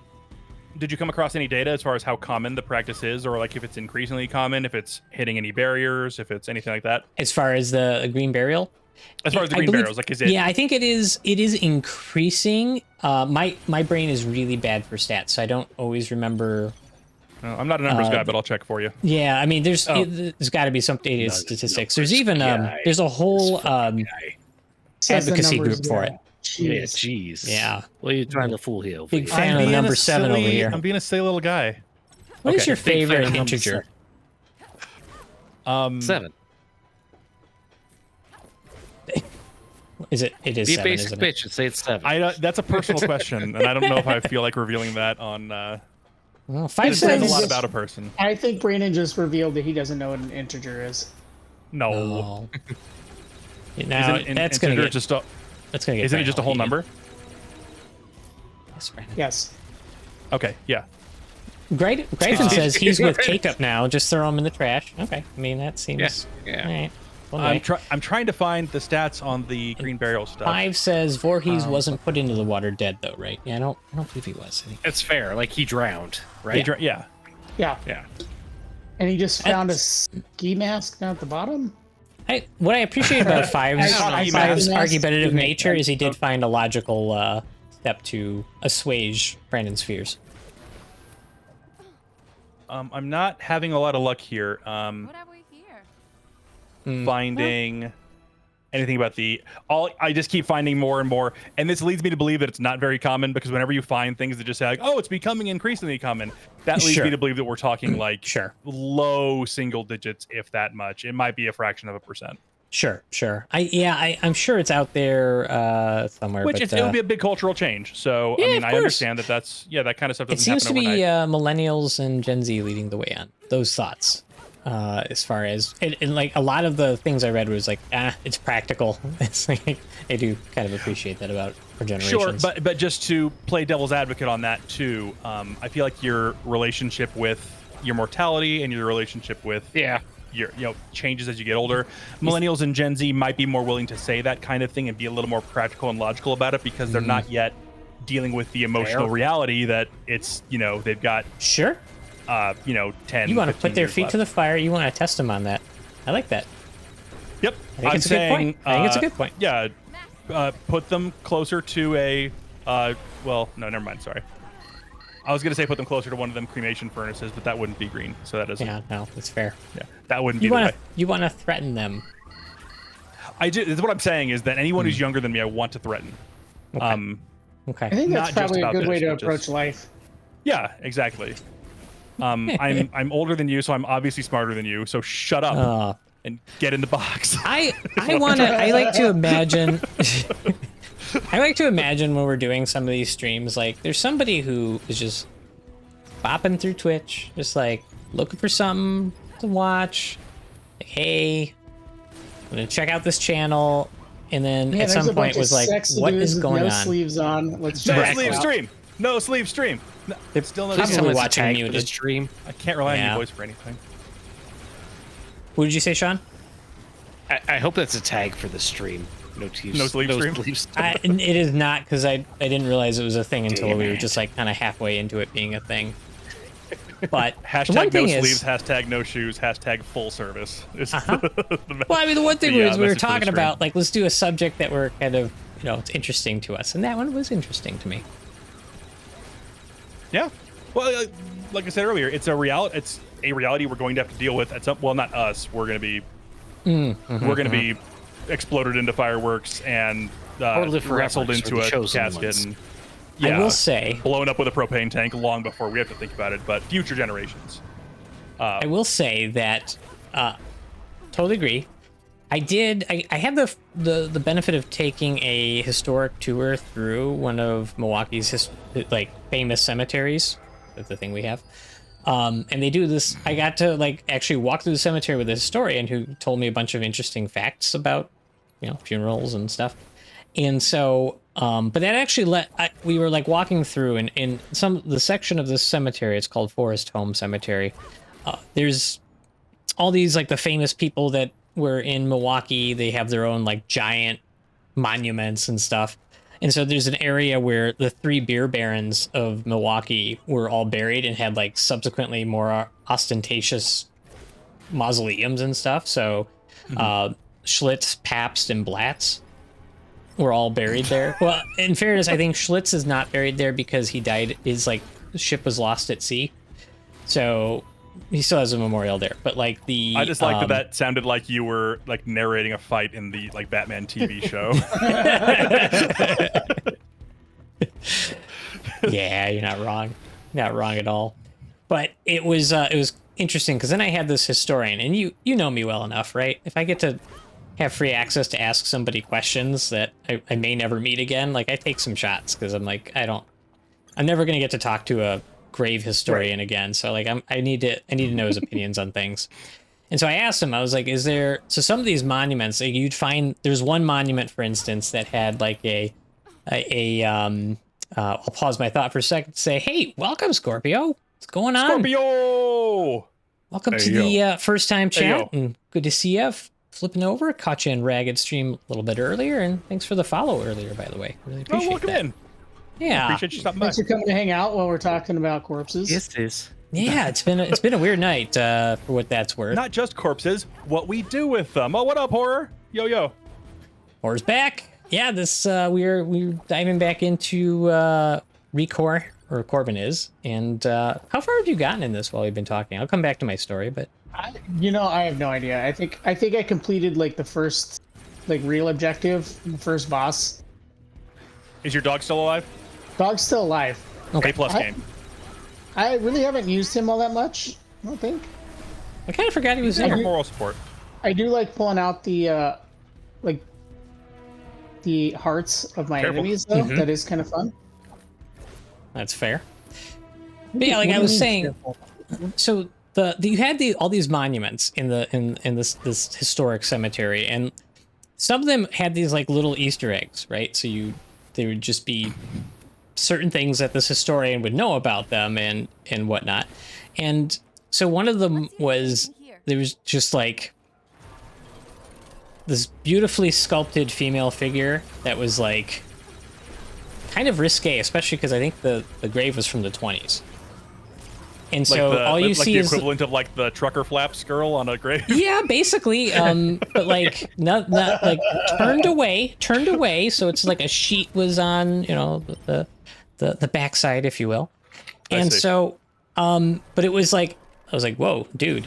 And he's like, yeah. So I don't remember anything about the person. I don't know if they were particularly historic. There might be more to that, but they just wanted to push the envelope of what was allowed. And so I was like, okay, now I want to know where the lines are. And he sighed and he's like, it's kind of a difficult question to answer. And I was like, okay, so let's do some hypotheticals. And I was like, if now that I decide away from the vulture burial, and I want to do a monument that just is my way of memeing into the afterlife, I was like, so okay, I can't. How was this voluptuous woman's form allowed and not like what? How did that get through? And he's like, well, there was a stipulation that if the sculpture was facing away, so you didn't see the front part, and there was no head on it, and whatever, that was kind of deemed at the time to be okay. I was like, okay. So Jesus. There was another one that was like you didn't mention that. What? I didn't want to get weird. Man. Like, it's just. Oh yeah, it's been such a normal stream so far. Let's not get weird at the end. Right. See, yeah, Acolyte is an odd ruling, but okay, you've got to have lines, I guess. And so another one was like, you could technically do spite monuments. So there was one that was like an obelisk, and it was pretty, all right, fine, whatever. And then somebody who was like not related, but there was like the story between them, bought the plot next to him and built a bigger one. Just as an like FU. That's like a Calvin peeing on their monument. That's like the equivalent of that. Yeah, it's not highbrow. It's simple. That it's window effective. stickers on the Chevy. Correct. It's like a giant, like phallic, literal symbol. And so there you go. That was another one. But so I asked him. I was like, okay, so can you write profanity on a gravestone? He's like, it's always up to the director's discretion, but usually no, they're not gonna let you do profanity. I was like, okay. Good. Can I make a sculpture of an obscene gesture and then have that be my monument? And he's like, again, he was sighing a lot. He was really sighing a lot. And I don't think he was having as much fun with this conversation as I was, but I did want to know. So he's like, I feel like a lot of tour guides have had to sigh over questions you've asked, Max. That's just oh god, yes. Oh my gosh. Yeah, it's exhausting. It really is. So I'm not going to ask you anything normal. That's like the yearbook, like, honorary thing you would get is most likely to make a tour guide reject their career choice. Yep. Yeah, see, horror and me, we want to know where our boundaries are. And so, yeah, I asked him, I was like, okay, where, so I was like, what if I want to do just like a hand that's a big middle finger? And he was like, I think they're going to say no. We should wrap up the tour. It's like, okay, I guess we're going to wrap up the tour now. And that was the last question he took from me. I've had enough of this guy. It's not you, it's me. So he was not as much fun as I hoped. Giant dick. If you could have as a giant well, dick. I feel like I read between the lines, and I think I know what he was going to say. I feel like if the middle finger was too far, then that's probably a foregone conclusion. Not 100%. Why does Sean? Why does 100% of the shots you don't take? So I admire your bravery. Why does a cemetery director like get to decide what I get to say on my headstone when I'm dead? Can my headstone say "fuck the cemetery director"? That's. I hope so. Dreneth also said, "Sean, what if it didn't have a head?" And I was like, "That's a good application of the knowledge we have learned tonight." That was well done, Dreneth. That gave me a hearty chuckle. Proud of you. Did you have to mute yourself? Was it that hearty? No, I'm just I'm letting it rip. I didn't hear him laughing at all. I'll be honest. I had the silent. I think Brandon is lying to us. It was the deep belly, silent Italian man laugh. You wouldn't understand. Oh, no, I know exactly what you're saying. Yeah. Yeah, I think Cool. I think that one. It's just always kind of interesting to re-examine those things, and like I said, part of it is to talk about them. Yes, a little bit of a lighthearted manner, not for everybody, but an eventuality to be aware of. Just be as comfortable as you can with, or maybe not put worry a tag about on this day. one. Like, don't watch this one right after a funeral. No, that's probably fair. Yeah. Or watch it because you were just at a funeral, and you can think about your loved ones being eaten by vultures. Well, there is something to say about like the power that comedy gives you over like a depressing or awkward or uncomfortable topic like this, right? Because it's time. What is it? Time plus tragedy equals comedy. Yeah. Yep. So maybe not immediate. I think that part of the equation needs a little more time to cook. Yeah, definitely not immediately. Everybody likes different recipes, though. Let's be fair. That's true. That's true. It can be instant ramen for some folks, or it can be beef Wellington for others, where it takes some time. That was kind of a forced one. Yeah. But No, I actually so, I had to sit and think about it. I was like, yeah, no, it's actually it does take a while to make a beef Wellington. I think. I think Corbin has made one before, haven't you? You guys made. Oh, you cut out for a second, Corbin. What was it? Beef Wellingtons have you guys made? Did your mic switch? We can't hear you at all. No. Hello? Hello? Try again, Corbin. Are the vultures attacking Corbin? Corbin's, this is actually good because Corbin's not going to be here for a couple episodes again, so this is a great way to write him off the show. Just roll this right into what happens. Goes in the abyss. Mic check. You're back. You're back. What were you saying about beef Wellington? I don't know what happened. How many beef Wellingtons have you guys made? 0. I've looked up recipes for it, and it just seems because you have to like buy an entire tenderloin, and that's a lot of money. Mm-hmm. And then you have to like, there's so much work that goes into it. It sounds delicious, but there's so much work that goes into it. I'm vegetarian. It looks delicious. I'm gonna be honest. I have never actually had a beef Wellington, and it does look delicious. You're fine. Really? I'm the only one who's had a Wellington. I think so. It's delightful. Yeah, I mean, I'm sorry. I'm just wrapped in mustard, prosciutto, and Just go ahead and fucking and bread. cast your knowledge all over the place. Yeah. I'm just I don't mean to rub my wealth in your face, but I mean just take a look at the treasures behind me, and you can see that I'm all the Wellingtons that you have. You should in your put. past. Can we find a stuffed beef Wellington, like squishmallow, to put behind you? God. Does that exist? I'm on it. Hang on. If it does, you have to buy it.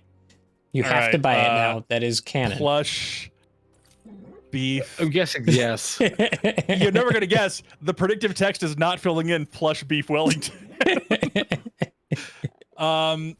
Okay, the best I can find.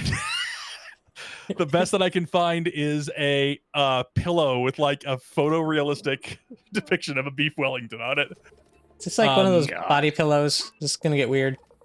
No, just a throw pillow. I can't imagine the context in which someone would have a beef Wellington throw pillow. But I appreciate that exists. So thank you. This is exactly where I thought this stream was going to go. Yeah. So I'm happy that we did get there, and that it proved myself right. So Packing House has a Wellington, $56. All right, got 56 macaroons. Yeah, it's not cheap. When you guys come out to visit, you can order that because I'm a cheap bastard and I'm not going to. And plus, I don't eat meat, but I'll watch you eat that. Could you make a vegetarian Wellington? What would it be? Stream? You could. It won't. There's no way it's going to be anywhere near satisfying. Some kind of mushroom? That's what I was thinking. Like you do mushroom steaks, right? Well, you can do mushroom steaks. You can do like seitan, but there's no way. What am I going to compare it to? I've never had the real thing. There's no way it's going to be as satisfying. Like you could just say it's a rolled up seitan log Wellington, but I don't know. Even I don't think I'd be brave enough to make that. Friend says they're. Go ahead, Corbin. Just ground up stuff. Basically seitan, right? It's wheat. It's gluten. It's like pure gluten protein that you make a dough out of and then cook. Actually, it's very good, but it's not anything I would spend beef Wellington time on. Let's be fair. Beef Wellington's like a holiday thing, though, right? Like it's like that's not like, oh, it's Thursday night, time for beef Wellington. Yeah, like, that's not. No, I think it is a special occasion kind of thing. Yeah, it should be. I mean, it's like what is it? It's like dough around meat. It's puff pastry. Yeah, it's puff pastry. Yeah. I forget what Sean. Do you remember what the stuff like it's a mushroom, mustard, like the stuff that goes in between the meat and the puff pastry? Was it just Dijon or Grey Poupon, like Dijon mustard? Well, there's a term for like when you make the mushroom because it's like chopped up mushrooms. Oh, it's like and stuff that goes, mushroom puree. Yeah, there's a term for it, but I can't think of what it is. But anyways, I mean, if you're doing it like real, if you're doing it the Gordon Ramsay way, then you gotta get real legit. But even he doesn't. I think he. Five says duxelle. Duxelle. That's it. Duxelle. Yeah, that's it. Yeah. Wow, good job, Five. That word is so fancy. I don't know how to pronounce it. Did you just know that, or did you Google that? I bet Five probably just knew it. He's not sure on the spelling, so he definitely just knew that. That's that is impressive. Do you watch like cooking shows or cooking YouTube or anything, Five, or is that just he explained himself? Does it just come with being like I'm overweight too, and I don't just know that? Come on, man. Did I miss a class at some point in time? Brandon, you're cutting right now. That's the problem. Duxelle class in high school, Brandon. I missed it. Yeah. Okay, I'm with you, Five. I watch a fair bit of cooking YouTube. Like, I am I think this is pretty much everyone who watches cooking YouTube. Maybe not you, but I think there's like 95% of people who watch it are like, oh, that looks awesome, and then we save a recipe and then never return to it. I don't even get to the save recipe part, but I will watch it and be like, ooh, that looks great. And I'll say, I should make that someday, and I move on with my life because I know I'm not going to make it. Yep. I made like legit Alfredo one time, which is literally just butter and Parmesan. It's not there's no cream in it. There's no cream in it. If you make legit like authentic Italian, it's literally just butter and Parmesan. How do Italians have such long lifespans? I couldn't begin to tell you. Olives. Yeah. I mean, that's basically what cacio e pepe is, isn't it? It's just like butter. Yeah, pretty and much. What'd you call me? You heard me. I like that the stream did turn into let's talk about food. That makes me happy. We always who go back doesn't to get hungry? pasta. All those vultures get Talking to eat. about Why can't I? corpses and No, it's fair. I'm also on a cut right now, so food is at least 75% of my thinking space. Does talking about vulture meals help then with that? Well, 100%. Okay. Yeah. Maybe noodles less processed. I did come across a like actual scientific timeline of what happens to a body, and I was like, this might actually be a bit much. So we did back off on that. But yeah, let's not go. Acolyte says they made their own noodles less processed than ours, or they make their own. Oh yes, yeah, the Italians, yeah. Yeah, but I don't know that Sean and Brandon make their own noodles. You guys make I your own have, noodles? but not on a regular basis. No. No, it's a process. Yeah. Yeah. My mom gave me Especially a pasta maker once, like the little, crank the thing and like whatever. Yeah, and I was like, thing, I was like, how long have you had that? And she's like, 10 years. Like, how many times have you used it? She's like, once. I was like, okay, well, Yep. I'll hang on to it and then donate it later in life, as you did. I have a fair number of one-time kitchen gadgets. That's for sure. That's why if you make your own pasta, you make pappardelle, because that's the really thick noodles. So then you don't have to cut them. You don't have to cut as much. Is that Or how it really works? wide. I shouldn't say thick. Really wide. I thought that was the bow tie looking ones. Is that not it? I'm pretty sure pappardelle is the really wide flat noodles. I think. Let me. We're calling like my flat. Italian credentials into. Was it pepperdelle? It's like sometimes people call it. Yeah, is a type of a long, wide, flat ribbon.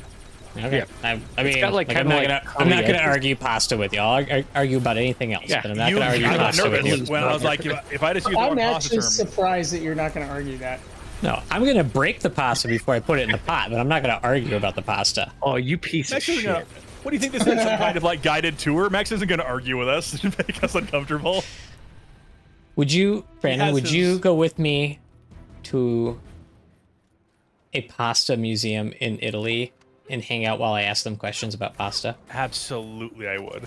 Okay. Because I would be food drunk the entire time, so I wouldn't even care if you were making people uncomfortable. Somebody die on the inside while you're asking them questions about pasta. Yep. And then I really want to hear you ask the question, who invented pasta, the Italians or the Chinese? And watch their soul die. Yeah. I don't. Have you guys ever like talked to somebody and then watch their eyes like glaze over and well up with tears, as not that they're gonna cry, but they're like trying to preserve the moisture on the surface of their eyes because they're afraid to blink because they don't know where the conversation is gonna go next and they want it to be over? Does that happen to you guys as often as it does to me? Not so much, but I am gonna go next time I go to a Chinese restaurant. I'm gonna ask for the General Tso's chicken and a side of spaghetti and see how they handle that. Can I get the General Tso's and the spaghetti lo mein, please? I think Or they'll like be. a rolling dervish ideas. I took a couple of trips over the years to Hong Kong, and I will say that if you go there to order General Tso's chicken, they're gonna look at you like you're crazy. What if you order You're like, spaghetti? fucking gringo. Yeah. They do sometimes. They had like American restaurants, and I know they had an Italian restaurant in the town we stayed at. We couldn't bring ourselves to eat there because no, just not gonna do it. Yeah. But maybe if you went to the back alley like noodles place, which was amazing, and asked for spaghetti, you'd get some blank stares. I'm sure. Did you happen to sidetrack briefly? Did you happen to eat any American fast food in Hong Kong while you were there? Briefly. We've gone completely off the rails. No, this is one consistent thought that is carried on through this entire stream, which is The sidetrack why are those very vultures so sidetrack. lucky? This is sidetrack squared. What did you ask? What kind of fast food? What? Did you happen to sample any American fast food restaurants while you were in Hong Kong? Because I heard that like McDonald's and stuff is way different. I never eat McDonald's, Overseas. so I didn't. I ate a lot of seafood that I couldn't name or recognize if it was crawling around. Like there was I don't like that. this. Well, I mean, the fact of the matter is, we were talking about cultural differences. Like their diet was way more liberal than ours in terms of like things that they would eat. And so when we went to the seafood restaurant, which was literally on the water, there was probably 40 aquariums, like just right there at the restaurant with different species of thing. Like some were fish, some had weird tentacle things, some were phallic, some were Cthulhu monsters, cucumbers, some were. I mean, it was a little of everything, and I just let our hosts order because I was like, I don't know if I will eat if I know what it is, so I'm just gonna let you order and trust that you might know what I would like. And it was all fantastic. Trust that it's not gonna kill you. Right, and it hasn't because I'm still here. So yeah, they do like sea cucumbers, which I did say like whatever that thing is, I don't think I want it. But I did have chicken feet there. It was back when I was eating meat. And when I was in Texas, that was a thing.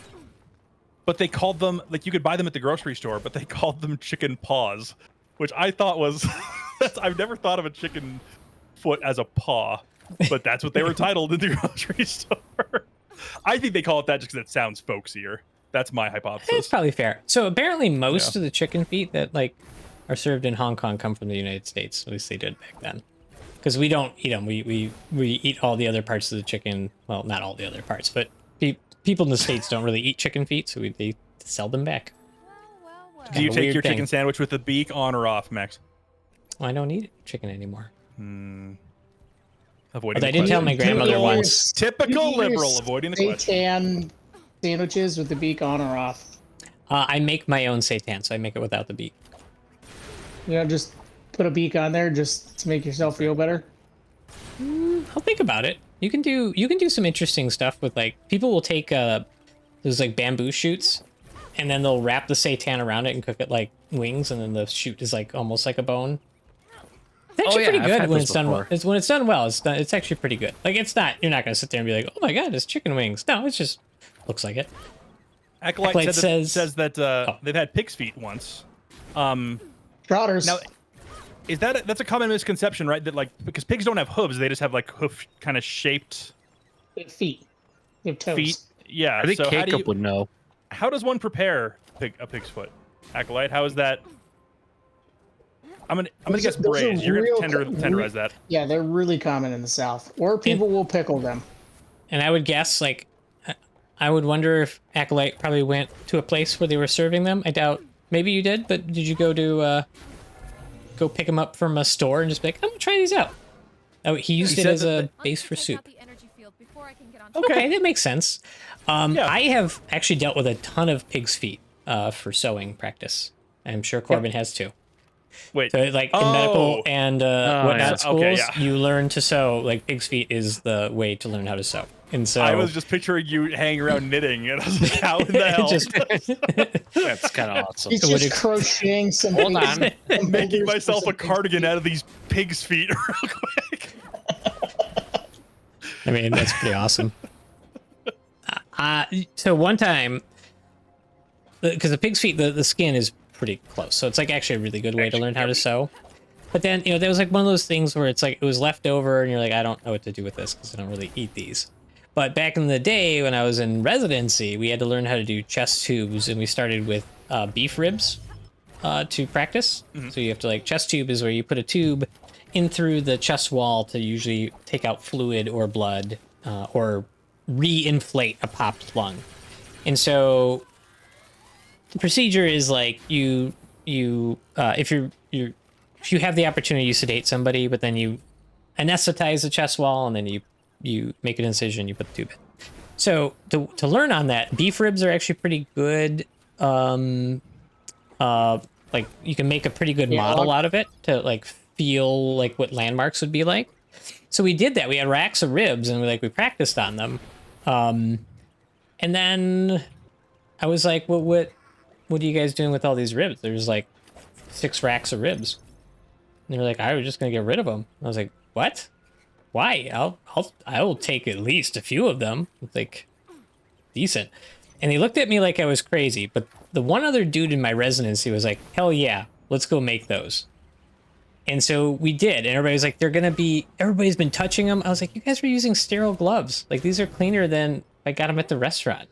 Like whatever, I'm gonna go smoke these for like hours. Or slow cook them. I slow cooked them for like 4 hours while me and my buddy had a beer. It's the best ribs ever. Free ribs. You kidding me? you take medical school tuition and all the stuff that led up to it out of account, free ribs. Free is the best spice after all.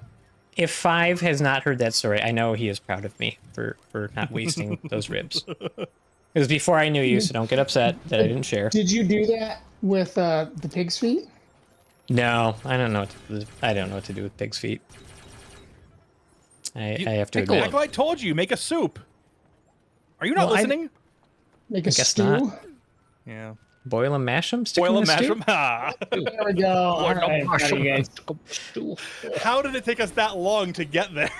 I feel like as soon as someone says soup, that should be someone has to make that reference, but it was stew. Yeah, it's going to be stew that's going to trigger that. Stew and potatoes. Potatoes is going to get a potatoes. Potatoes. How do you say it, Brandon? What? By the way, Brandon, not to put you or Sean on the spot, I don't know if you saw earlier, I played around with the chat bots a little bit.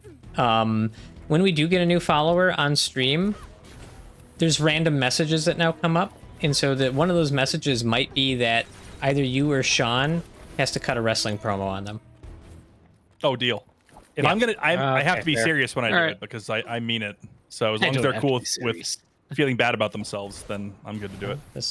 Which one gets Brandon to spit in Sean's mouth? Because that's the one that I can make one. I can make one for that. That's if they make and donate to a Patreon for us. So is this how we're not going to set it up? OnlyFans. I'll be on our OnlyFans. Can we assume that Brandon cuts heel promos and Sean cuts face promos? Correct. Okay. Probably. Or Sean could cut warrior promos. Those aren't really heel or face. They're just out nonsensical. there. Sean can cut nonsensical 80s promos, and I'm going to cut a promo to make you feel bad about yourself. Those are the two things you get here. Nonsense and damage to your self-esteem. Welcome to the Save Point Society. Forgot what mine says. Something about twirling my mustache and then saying something nice about them. I don't know. It's really innocuous because I was lazy. And I couldn't... Corbin, I didn't think of one yet for you. Because they come up randomly, and since you like work a job and stuff and might miss some of these streams, I wanted to at least converse with you and try to figure out if I can put it in when you're here.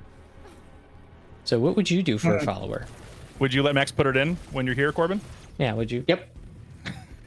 even when I'm not there. I think that if they follow when Corbin isn't here, that's one charge towards his resurrection each time. Okay. I think that's fair. All right. Well, shall we wrap up? What do you think? What do you think, boys? Sure. I think it's time to wind down, boys. Let's wind down. Let's wind this down. So, exploring this giant world. Yeah. Wait, did you switch over to Dune and I didn't realize it? No, this is wild, man. Although I do need to pick up Dune because I am going to play that with you. We all decided we're playing House Harkonnen, by the way. No Atreides weaknesses in here. And I'm going to be all over that game tomorrow. I need to finish up Expedition though, because if I don't finish that and start playing Dune, I'll never come back to it, and then I'll be sad. Oh man! And then what'll happen though is because I will definitely finish it, and then I'll just act it out for you on stream one day. You would, Judas. You would. I'll do a one-man show, explain for the rest of the story for you. Interpretive dance. Oh no! I'll set it up. I'll put up backgrounds in this room, and I'll make a costume. Five just side tackled Judas. I'll do a really good French accent. Although actually, all the characters have an English accent in that game. Yes. Yeah, they do. Which is upsetting. Whatever, it's fine. Yeah. I don't care, but like everything else is very French, and I don't know. That game's rad. I'm looking forward to going back to playing that tonight. Not that this game has not been actually pretty fun, but it's just been chilling in the background. Well, as we're wrapping down, we do want to obviously say thank you to everybody who stopped by, who hung around with us. We appreciate it. If you guys have any ideas for anything any topics you'd like us to cover in future streams, like drop we us just a whisper. did for Fives. That was Fives' topic. That's Fives' fault. Correct. That we talked about Thank you very much, Five. We appreciate the contribution. Drop us a whisper here on Twitch for games. Send us or games you'd like us to play. Send us an email at savepointsociety@gmail.com. We also are on YouTube at SavePointSociety. VODs are all up there. Feel free to leave a comment. And Max also puts his artistry to work there, and he crafts his shorties. Those go up on YouTube and Instagram, I believe. Sure do. And sure do. And OnlyFans. And OnlyFans. And OnlyFans, but that's it's true. Max puts his shorty on up that. on OnlyFans. That is fair. I was looking around. I followed a few more people today, and none of them are on. Nobody's on. Absolutely nobody. Let me see if I have. Do you have somebody you want us to raid out to? Yeah. How about Save Point Society? They're the only one on in my list right now. Yeah, brutal. All Yeah. right. Well, we'll have to. I guess that's it. Huh? Like I said, I found some new people. But somebody in chat start streaming. Hurry. 5, get everything up and running. Who likes Factorial? Let's go. Faster than light for the game. 5 says. I'm not familiar with that one. I don't know that game. Give it a peek. Yeah, I'm gonna try. I think for stream, I'm gonna stick away from Dune on these streams because I won't care. But I'm gonna have some time coming up off. So on the weekends, I might be doing. I keep saying this, but I actually will have time off this weekend, especially. I think my wife's pretty much gone most of the time, so I'm gonna be left to my own devices, and I will be maybe streaming some Dune as I figure that game out. That's right. On this channel, we blame the women in our lives for why we don't do the things we're supposed to do. I don't think that's what I said. No. So, but either way, we do appreciate everything. And Scorpio, thanks for the follow tonight. Hacklight hanging out. 5. Aneth. I'm not gonna thank Lovable Villain because he's sketchy. Yeah, don't do that. Really, I hope you had a good time. I hope it's been weird, but maybe educational in that you never look at. Oh, we might not be around this Thursday just because we're down to half the crew. We have folks who are out, more than one this time. It's not just Corbin who will have passed away by this Thursday. So fair. We'll Colorado Southpaw, of course. Right, of course. Appreciate. So you may not be a stream this Thursday, but we'll let y'all know. We'll put a message up. If there might be. I'm trying to talk them into it. Yeah. I'm trying to talk them into it, and we'll see. And I think they can do it, but okay, we'll see. We'll see. You shooting that thing? You gonna beat it, or you gonna die as the last frame of our stream? Get electrocuted. Get zapped. Well, shield break. All right, kill this guy, and then the stream goes down. Yep.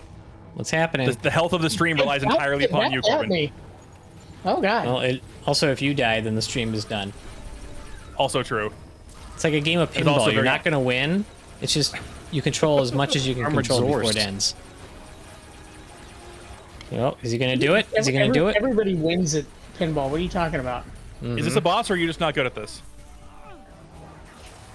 Tug of war with everybody. I just ripped its heart out. Nice. Oh boy, we're proud of you. Oh, thanks. Like a real man. Bye. Oh, there's another one.